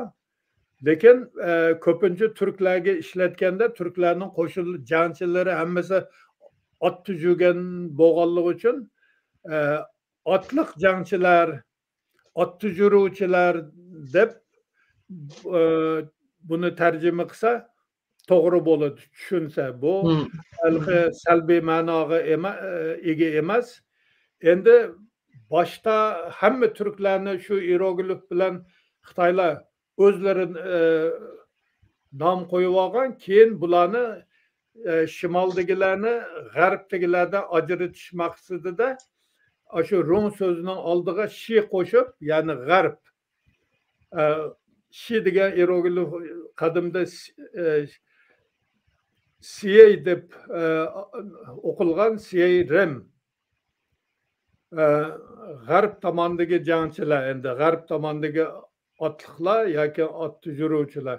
Xitoylar qadimgi Xitoylarning g'arb tarafdagi qo'shinlarimi, ya'ni Sharq Turkiston, boshqa hududdagilar hammasi otda yurgan, piyoda yurmagan. Lekin ot Xitoyda, Xitoy uchun bu u paytlar yo'q narsa endi, g'ayrioddiy. Undan keyingisi dingling. Mana bu dingling masalasida nihoyatda chalkashliklar ko'p. Dinglingni ayrim tadqiqotchilar bu alohida bir etnik guruh deb ataydi. Aslida undaq emas. Dingling eng qadimiy ishlatgani mana birinchi hieroglif ding oddiy nihoyatda ikki chiziqdan iborat. Bu to'pa osmon, ya'ni yuqori degan ma'noga ega. Ling hieroglifdan murakkabroq, keyin qisqartirilgan. U ruh degan so'z.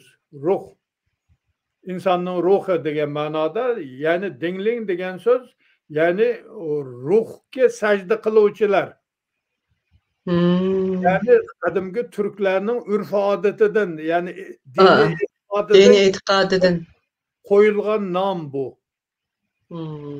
Bu asosan dinglinglar deb ko'pincha bu shimoldagi turklarga nisbatan ishlatgan. Shirungni g'arb tarafdagi turklarga nisbatan ishlatgan. Endi bu gavcho dingling. Keyin dingling so'zining oldiga gavcho so'zi qo'shiladi. Igiz arvi degan so'z. Igiz arvida yuradigan ruhga sajda qiluvchilar degan ma'nodagi so'z. Keyin berib bu endi 4 hieroglif bo'lib ketganligi uchun, bu murakkablik tug'dirganligi uchun dingling so'zini tushirib qoldirib, gavchoning o'zini ishlatishga boshlagan. Gavcholar bilan dingling, gavcho dingling ikkilisi bir xil ma'noda. Bir xil etnik guruh. Bularmi shu turklarning ko'plari bo'libmi yaylovlarda, tekisliklarda yurganlar, harvada yurarligan. Tog'da yurganlar harvada albatta yurolmagan. Barcha harvada yurgan turklarga nisbatan ishlatilgan. Uni bir qabilaga yoki bir guruh turklarga ishlatgan deb bo'lmaydi. Shu harvada yurgan, harvada yurishni odat qilgan turklarga nisbatan ishlatilgan. Gavchang bilan bir munosabati bormi bu gavchaning? Yo'q, gavchang boshqa hieroglif u. Ama gavni ishlatgan. U hieroglif boshqa. Ediqut, Turpan tarafı. Ediqut. U boshqa. Undaq bo'lsa, Ediqutninki tarjimasi ekanda, umi nim bilan munosabatlik? E'tiqod bilan munosabatlik. Shu tarjimasi bilan, ma'nosi bilan bog'liq bo'lgan bo'lishi mumkin. Balki. Endi Xitoylar yana umumiy holda bu yerda hieroglif yo'q, yi degan hieroglifni ishlatadi. Bu yi hieroglifi asli o'qyay otuvchi odam degan ma'noda ishlatilgan aslida.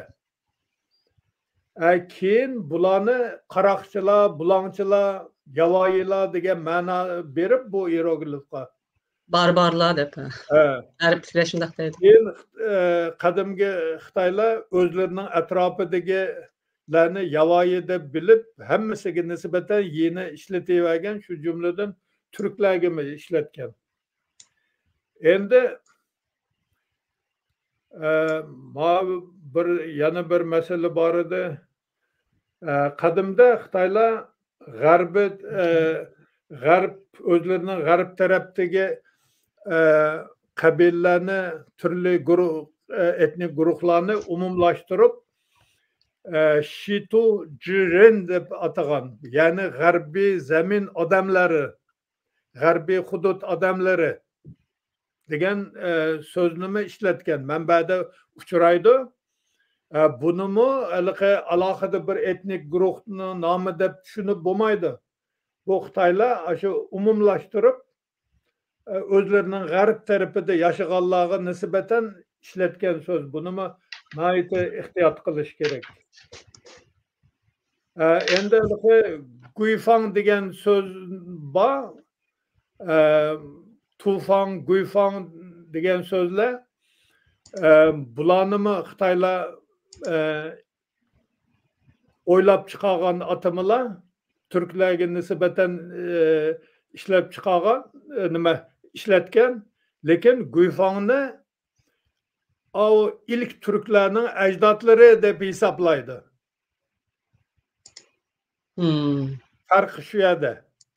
Faqat bularni Guifang deb atalganlar, endi Guifang deganning qadimgi ma'nosidan kelib chiqqanda bu shayton mamlakati degan so'z bo'lib qoladi. Hozirgi Xitoy tilidan kelib chiqqanda. Asli bu Kuy deb o'qilgan, bu kun degan so'zni Xitoycha ahon tarjimasiga ishlatilgan. Lekin buningga ijobiy qanday yaxshi ma'no beradigan emas, salbiy ma'no beradigan hieroglifni ishlatganda. Mana shunday narsalar bor. Bularni nihoyatda nima qilish kerak? Diqqat bilan ishlatish kerak. Bularni farqlab olish kerak. Türk atamasining Türkler yoki Türk atamasining transkripsiyalaridan, ahon tarjimasidan Xitoylar turklarga nisbatan ishlatgan atamalarni alohida farqlab ishlatmasa tarixiy chalkashliklarga yo'l qo'yilib qoladi. Sizni aytdi, diqqat bilan tadqiq qilibsiz, haqiqatan bularga diqqat qilish kerak. Bu tarixchilar, bu madaniyat bilan shug'ullanganlar bularga alayda diqqat qilsa bo'ldi ekan. Nurg'un yaxshi ma'lumotlarni berdingiz. Endi bir ikki savol bor yana. Shu savollarni so'rayman. Xitoy bilan munosabatlik bir savol bordi. Onunga javob berdik deb o'ylayman. Shunga Xitoy tarixlarida Xitoy tili asli Altaydagi chorvatchi xalqlar ijod qilgan deb yozilgan ekan. Huang degan xalqlar ijod qilgan deb yozilgan ekan. Shundaqla Hunlarni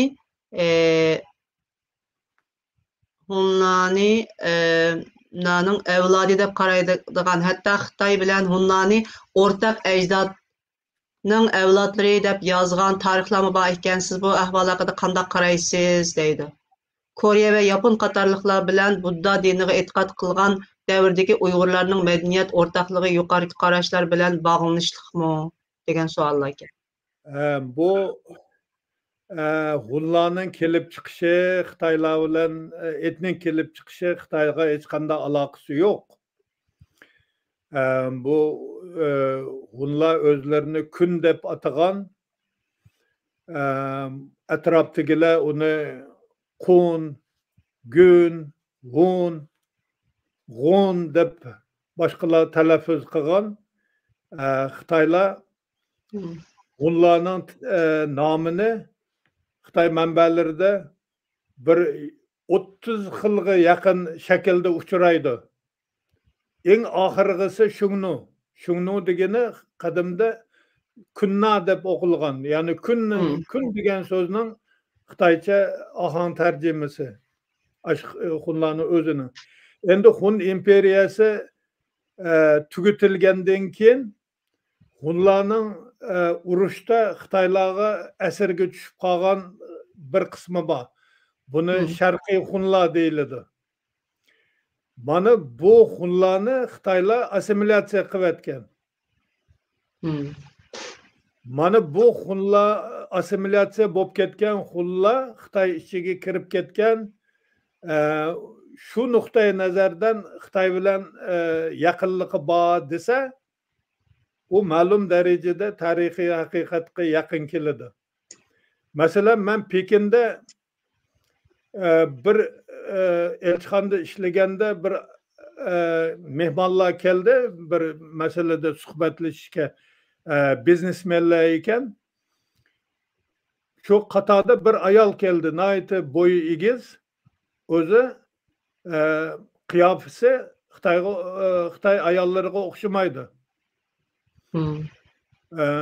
Keyin hamma gaplar tamom bo'lib bo'lgandan keyin kofe taklif qilindi, ichib o'tirgan paytida men aytdim, millatingiz nima dedim. Sen men Xanzuman dedi. Yo'q, siz Xanzu emassiz dedim. Chunki sizning familiyangiz So deb turibdi. So hieroglifi yozilgan. So hieroglifi Xanzu, ya'ni Xan millati, Xan etnisida undaq hieroglif familiya qilib elinmagan. Chunki bu hieroglifning qadimgi o'qilishi Saka deb o'qiladi. Bu Saklarning Xitoycha yozilishi. O Mongoliyada shundaq bir davlat bo'lgan, keyin Xunlar tarafdan yo'q qilgan bir davlat. Saka Kuek deb talaffuz etilgan ularning nimasi. Nimishqidir sizning familiyangiz shuning bilan bog'lanib ketyapti. Siz bir qiziqib ko'rsangiz bo'ldi ekan. Ikkinchidan sizning bo'yingiz haqiqiy Xan millatiga tegishli bo'lsangiz, bo'yingiz bundaq egiz bo'lmaydi. Qiyofasingiz, yuz tuzilishingizmi bundaq bo'lmaydi. Deb kulib aytdim, ha men endi qiziqib ko'raman deb ketgan. Demak, ularning ichidami umuman Xitoyga o'xshamaydiganlar, uchrab turadiganlar bor. Lekin odatda Mongoloid irqi bilan Yevropoid irqi aralashsa, ko'pincha Mongoloid irqining sirtqi qiyofasi saqlanib qoladi farzandlarda ko'proq. Shuning uchun u Xan millati bilan etnisi bilan aralashgan Xunlarning qiyofasi o'zgarib ketgan bo'lishi kerak aslida. Lekin aralashmagan Xunlarning qiyofasi manbada aniq bor. Chuqur ko'z, qirra burun kelgan. Arxeologik ma'lumotlar tepilgan bu vaqtda. Jasadlar tepilgan Xunlarning jasadlari. Daiti aralashib ketganligi aniq avyam deganimizga o'xshash. Uniki yana bir Xunlarning kelib chiqishi nuqtai nazardan Xitoy bilan bog'liq deyish mumkin emas. Mumkin emas. Bu hamda bir safsata ekanda, Xitoycha yozilgan nimalar bor ekanda, xarakterlar toza aniq chiqmabdi, aralashib ketdi Uyg'urcha bilan Xitoycha. Menda toza aniq ko'rinmayotdi. Bunga yaxshi javob berdik. Bu shu safsataning birisi deb qarayman. Yana bir nima savol, Türk olimlari Mo'ng'ullar Türklar deb qaraydi. Bu ko'z qarashning asosi bormi debdi. Bular keyingi programlarda so'zlaydigan temalarmi? Yoki hozir javob beramiz. Hozir 1,5 soatlar bo'lib qoldi. Mayli, savol beribdi endi yana ma'qul amsa. Vaqt sizni qoldirib qo'ymayli deb. Men sizni erib qolsin deyapman. Ba'zilar shu savolga javob bermay qoldirib qo'ysa, men bilmaydi ekan deydi. Yo'q. Biz yana davom qilamiz programmamizni, Xudoyim buyursa deyman-ku. Marhamat. Bu Mong'ol Chingizxon birlashtirganda Chingizxon birlashtirgan elning nihoyatda cho'ng bir qismi turklar. Lekin bu sharq tarafdagi Mongoloid etnik guruhlarni birlashtirgan. Lekin Chingizxon uchun hamma o'ziga el bo'lgan qabilalarga umumiy bir nom qo'yish kerak bo'lgan. Bu nomni Mongol deb qo'ydi endi. Biz hozirgi talaffuzimizda Mongol. Buni O'zbekistonliklar Mo'g'ul deydi. Balki manbalardami Mo'g'ullar deb yezib ketgan. Bu Mangu degan bir urug' bo'lgan aslida. Sharq tarafda. Mangu degan so'z endi bu Xitoycha so'z bo'lmagani uchun Mo'g'ullar qadimda turklar yashagan joyda keyin yashab paydo bo'lib ulg'aygan bo'lgandan keyin bularning kelib chiqishi tilida albatta turk elementlari bo'lishi tabiiy. Menimcha shu urug'ning nomi Mangu abadiy degan so'z bo'lishi kerak. Mangu so'zidan transformatsiya bo'lgan bo'lishi kerak. Chingizxon aynan shu nom, shu so'zni o'zining butun fuqarosiga, eliga umumiy nom sifatida berganda albatta uning ma'nosiga e'tibor bergan bo'lishi tabiiy. To'g'ri. Shu Chingizxon bilan birga chiqdi bu Mo'ngol ismi. Mangudan kelgan degan ko'z qarashingizmi? Menchim to'g'ri deb qarayman. Ama bu mesela G'arb Babur Shohnimi Mo'ngol imperatorluğu deydi. Ularning hammasini Türklarni Mo'ngol deb ataydi. G'arbninki tarixchilarini. Endi bu to'g'rimi? Bu Hintlarning tilidan o'tgan so'z. Hintlar, Hindistonliklar Baburni va uning odamlarini Mo'g'ullar deb ataganda. Mo'g'ullar deb atab bu narsa endi shu davrining olimlari yozganlari orqali Mo'g'ul bo'lib ketgan narsa-da bu. Ama hazır endi onu Mo'ngolning boshqa bir irq ekanligi aniq bo'lsa-mu, lekin shu davrdagi turklarmi, Turkistondagi xalqlarning hammasini Mo'ngollar qurgan davlatlar, Mo'ngollar deb atab, balkim Chingizxonningki davlatninki miroschilari deb qaragan bo'lishi mumkin. Unayt umumlashib ketdi. Shuning uchun Turkiyadami turklar bilan Mo'ngollarni birlashtirish, Chingizxonning hatto turk ekanligini o'ttirib qo'yganlarmi bo'ldi-chi, aslida Karay onu yetishtirgan kishi To'g'rul Beyning yanida yetishgan deb qaraydigan nimalarmi bor endi? Tarixdagi rivoyatlarmi bor? Shuning bilan onu turk deb qarab, turklar bilan Mo'ngollar bir deb qaraydiganlar bor. Shu to'g'riliq savol-ku bu. Masalan, Chingizxonga el bo'lganlardan Dadan degan Xitoy manbalarida Dadan deb atiladi. Dadan degani bu Tatar degan so'zning nimasi, ahang tarjimasi. Bu shu Dadan qabilalari Xitoy manbalari aytadi 30 dan ziyod qabilaning odamlari bo'lgan deydi. Bular Turkiy bular. Endi bu Chingizxon davrida Mongoloid irqi bilan Yevropoid irqi nihoyatda faol aralashib ketgan bir davr hisoblanadi. Shuning uchun asli kelib chiqqan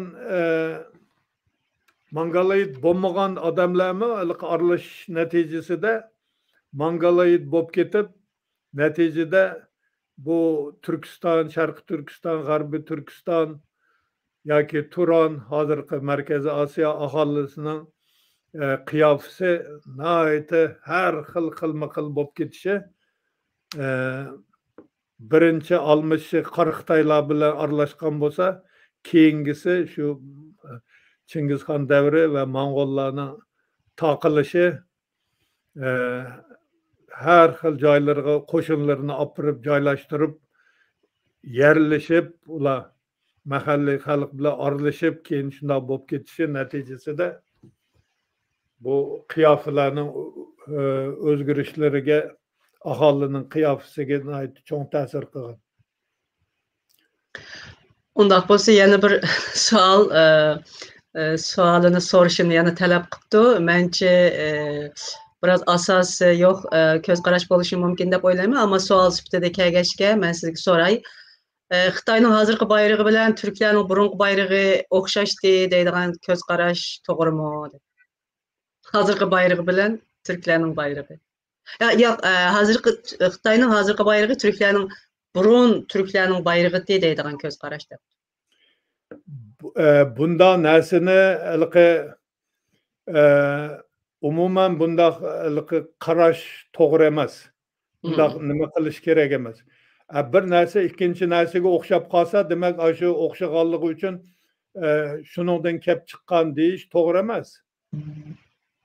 Masalan, bir-biriga o'xshaydigan odamlar uchrab qoladi. Butunlay boshqa millatning, boshqa avlodning, demak, bular bir ota-onaning bolalari deb bo'lmaydi. Shuningga o'xshagan u bayroq masalasida Xitoylar asosan ruslarning nimasidan olgan. Inqilob bu qon to'kish, qizil deb rangini qizil qilib shundan olgan buni. Ruslardan olgan.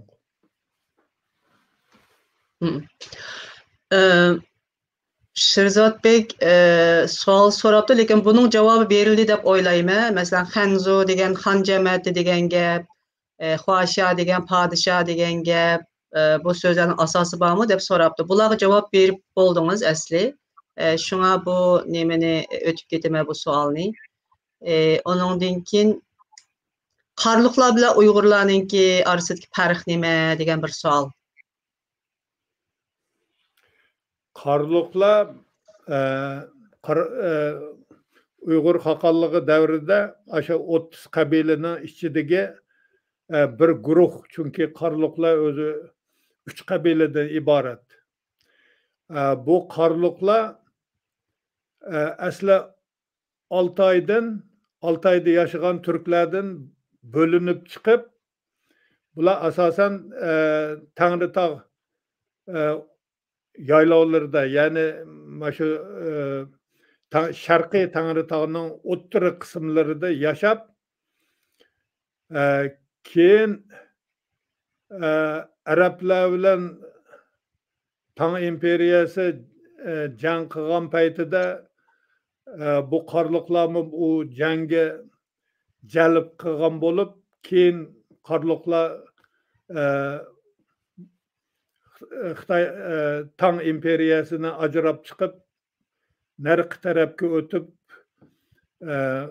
Tang imperiyasi armiyasiga qarshi harakat qiladi. Shundan keyin Qarluqlarning taqilishi bir qancha guruhlarga bo'linib har qayoqqa taqiladi.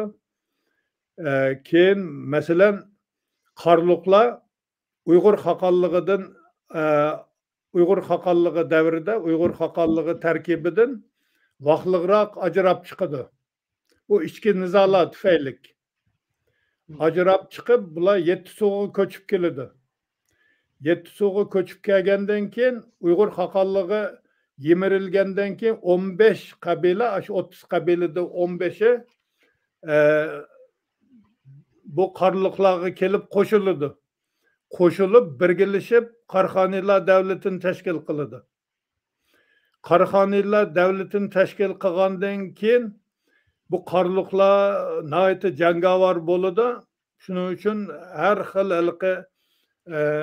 yurishlarda, harbiy yurishlarda bularni ishlatiladi.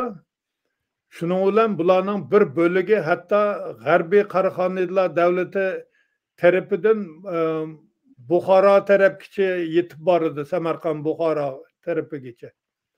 Keyin bularning qudratini mahalliy hokimiyat ko'rib, bulardan qo'rqidi, hokimiyatni bizdan tortib oladi, bularni darhol boshqa yoqqa orqaga ketkizishimiz kerak deb bir bahonalar tepib bularni yana uzoq to'g'izmasdan boshqa harbiy harakatlarga qatnashtirib demak bular har xil joylarga yana taqiladi. Ben taxmin qilaman mana shu Qashqarda Qoluq degan joy bor. Qoluq degan so'zining etimologiyasi nima o'zi? Shu Qoluq degan so'z shu qarluq bilan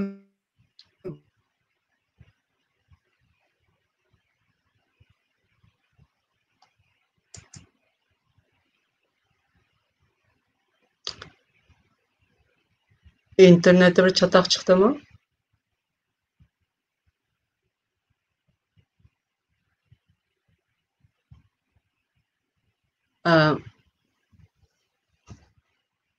Avaz üzülüp kaldı mı değil mi? Bana ekran tazı görünmeye vardı.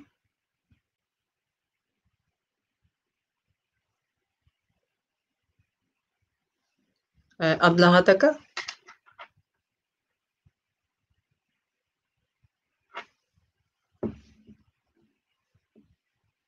İnternet üzülüp kaldı.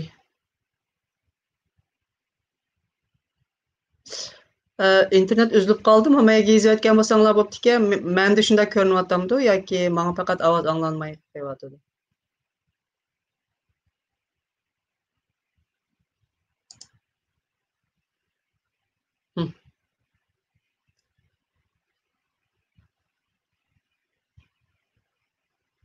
Ha, Abdullah akamizningki interneti chatoqib chiqib ketib qoldi.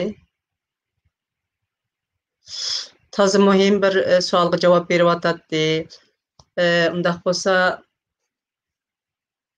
biraz saqlayli, angacha men xulosalab turay. Bugun endi Uyg'ur tarixining birinchi qismi deb olsaqmi bo'ladi. Qadimdan boshladik. Qadimgi Xitoy manbalarida Uyg'urlar bilan munosabatli, turklar bilan munosabatli ma'lumotlar, tunji ma'lumotlar shu Xitoy manbalarida xotirlanganligi uchun Xitoy manbalari nihoyat yaxshi tadqiq qilgan bizningki tarixchilarimizdan Abdullah aka bilan suhbatimizni boshladik. Bu suhbatninki sizlarga foydali bo'lishini umid qilamiz. Albatta o'zimizning tariximizni bilishimiz kerak. Men davomli deb kelayotgan balkim takrorlanishi mumkin yana bir qaytim. Tarix pek muhim. Tarix bizning o'zimizningki hikoyamiz degan gap har birimizningki. Shuning uchun biz o'zimizningki hikoyamizni, o'zimizningki hayotimizni yaxshi bilishimiz kerak. Shuning uchun tarix pek muhim ve bundan keyin bu suhbatni Xudoyim buyursa davomlashtiramiz Abdullah aka bilan. Biz qadimgi tarixdan boshladik.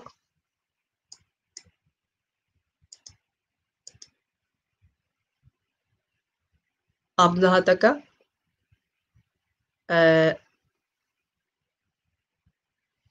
ovoz yo'q.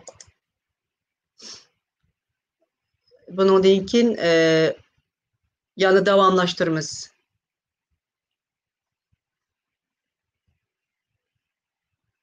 Ve Uyghur tarihi, Uyg'urlarninki Qarxonlar davridagi, onundan burungi o'tgan Uyg'ur davlati, Ediqt Uyg'ur davlati, Qarxonlar davlati, yaqinqi tarihi. Asli Abdullah akaninki tadqiqot sohasi yaqinqi zaman, bo'pmi 17, 18, 19 yillardagi Uyg'ur tarihi, keyingi vaqtlarda qadimgi tarixni nihoyat ko'p tadqiq qilganki. Hoş geldiniz tekrar. Ya da kırdık. Geçip kaldı. İnternet üzülüp ketdi değil mi? Şunday. Şunday bo'ldi. Sizni saqlab turdik. Azroq xulosaladim men. Biz yana davomlashtiramiz deb ko'rurmanlarga men so'z berdim. Abdullah aka, siz bilan Xudoyim bersa Uyg'urlarniki tarixini, qadimgi tarix bilan boshladik. Hozir endi bag'asir kunimizga yaqinlashtirib tarixini bir necha programda ishlaymiz dedim. Xudoyim buyursa siz mi qo'shilsangiz bundan keyin yana ko'rurmanlarimizga o'zimizning tariximiz haqida ma'lumot berishni davomlashtiramiz. Nasip etse olur. Xudoyim buyursa. Qarluqlar ve Uyg'urlarninki munosabatini keyingi programlarımızda Xudoyim bilsa yana davamlaştıramiz, to'liqlaymiz. Qarxanlar haqida cho'qim tafsili to'xtalamiz deb o'ylayman. Hozir 2 soatga yaqinlab qoldi. Oxirgi so'zlaringizni alay emsa. Abdulahad aka. Endi tarix buni o'rgangan siri yangi qirralari ochiladi. Çünkü mavjud manbalarni hammasini to'la o'rganib bo'ldik deyish qiyin. Mana shu keyingi bir 15-20 yil ichida shu etnik tarix bo'libmi xalqlarning etnogenez masalasiga ko'proq e'tibor berishni lozim topdim. Chunki bu o'zimizning manbalari, yozma manbalarimiz bo'lmagandan keyin Xitoy manbalariga murojaat qilishimiz zarur bo'ldi. Qolaversa Xitoy xalqi, qadimgi Xitoy xalqi o'zlarining turklar bilan yaqin qo'shni yashaganligi tufayli iloji boricha bularni ko'p o'rganib, bular haqida ozdir ko'pdir ma'lumotlarni qoldirgan. Albatta bular qoldirgan ma'lumotlar ularning ko'z qarashi bilan, ularning manfaati nuqtai nazaridan kerak bo'lgan masalalarni yoritib ketgan albatta. Shuning uchun hamma narsani yoritib beradi deyishmi qiyin. Ammo ko'plagan bizga noma'lum bo'lgan ma'lumotlarni biz Xitoy manbalaridan ola olamiz. Eng bo'libmi shu asliyat asosida tadqiq qilish nihoyatda ko'p masalalarga aniqlik kiritishi mumkin ekan. Men shuningga ishonchim komil bo'ldi. Tarjimalarni mana Uyg'urcha tarjimasi nashr etildi, Ruscha tarjimasi nashr etilgan, Yevropaliklar nashr etilgan. U tarjimalarni biz inobatga ilib selishtirib ko'rdik. Uyg'urcha tarjimasi hali yaxshi qilingan, lekin ancha erkin tarjima bo'lgan. Hierogliflarni qanday qadimgi o'qilishiga e'tibor berilmagan, qadimgi ma'nolariga e'tibor berilmagan. Shuning uchun ba'zi masalalar ochilmay qolgan u tarjimalar asosidami. Undan keyin bu manbalar bak jiq izoh talab qiladi ekanda, ko'p narsalarni aniqlab bir xil joylarda har bir hieroglifga izoh yozishga to'g'ri kelib qoldi ekan. Shuning uchun sinchiklab o'rganilsa hali yana yangi qirralarni achish mumkin deb o'ylayman. Ilmning oxiri bo'lmaydi, ilmga nuqta qo'yib bo'lmaydi, u holda to'xtab qoladi tadqiqot. O'ylaymanki keyingi yoshlar yana garchi biz ba'zi bir masalalarga aniqlik kiritdik deb hisoblasakmi o'zimizcha, lekin keyingi avlod balkim bizdanmi ko'p boshqa yangi masalalarga aniqlik kiritalaydi degan umiddaman. Lekin tarixni bilish kerak. Hamma gap biz o'tmish, masalan Xitoyda tarix yozish an'ana bo'lgan, yozilgan tarixni yo'q qilish gunoh hisoblangan. Oddiy odam uchun ham, hukmdor uchun ham. Shuning uchun bu tarixlar yozilavergan, ko'chirilavergan, to'ltirilavergan, ish qilib davrimizgacha saqlangan. Afsuski bizda bu holat bo'lmaganmi? Ben yozilmagan deb hisoblamayman, lekin saqlanmaganligi bu aniq. Davrimizga yetib kelmaganligi bu aniq. Shuning uchun tarixni yaxshi bilsa, tarixiy tajribalarni yaxshi o'rganilsa, kelajak faoliyatda her bir insonning faoliyati, hokimiyatning faoliyati, davlat faoliyatida menimcha kam xatolikqa yo'l qo'yiladi deb o'ylayman. Tarixni Çok. yaxshi bilish kerak. Tarixni bilgandan keyin umumiy ijtimoiy tafakkur, umumiy falsafiy tafakkur, umumiy etnik tafakkur, millat tafakkuri, birlik tafakkuri shakllanadi. Tarixni bilmasa, halqindek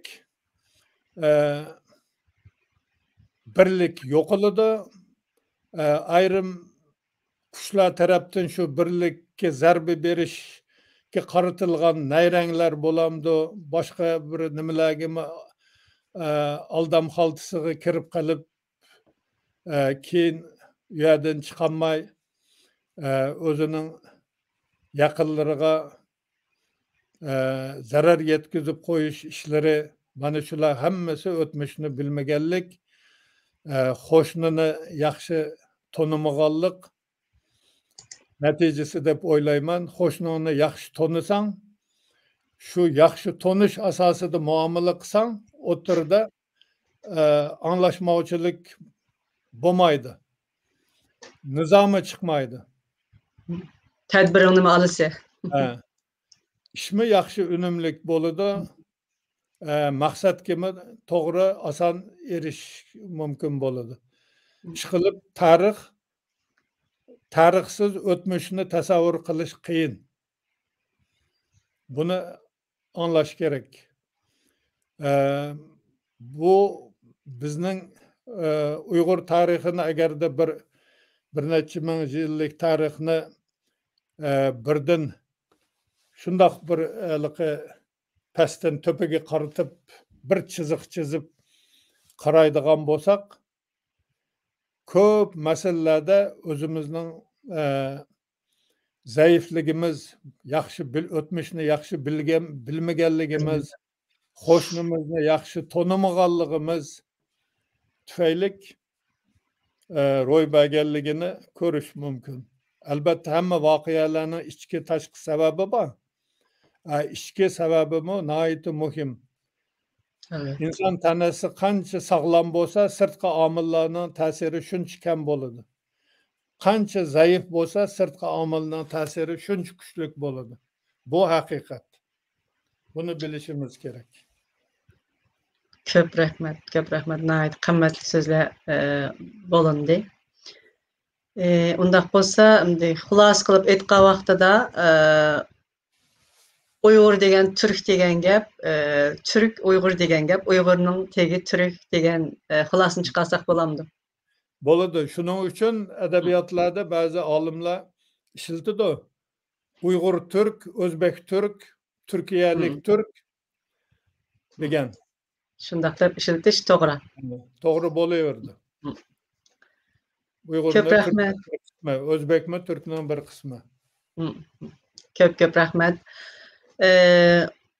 Undaq bo'lsa, vaqt e'tibori bilan bugun programmamizni mishada oyoqlashtiraylik. Abdulahad aka, sizga ko'p rahmat. Ekran oldida biz bilan birga bo'lgan, nihoyat yaxshi dilaklarni, o'zining fikrlarini o'tirib qo'ygan, savol so'ragan siz ko'rganlarga ko'p rahmat aytaman.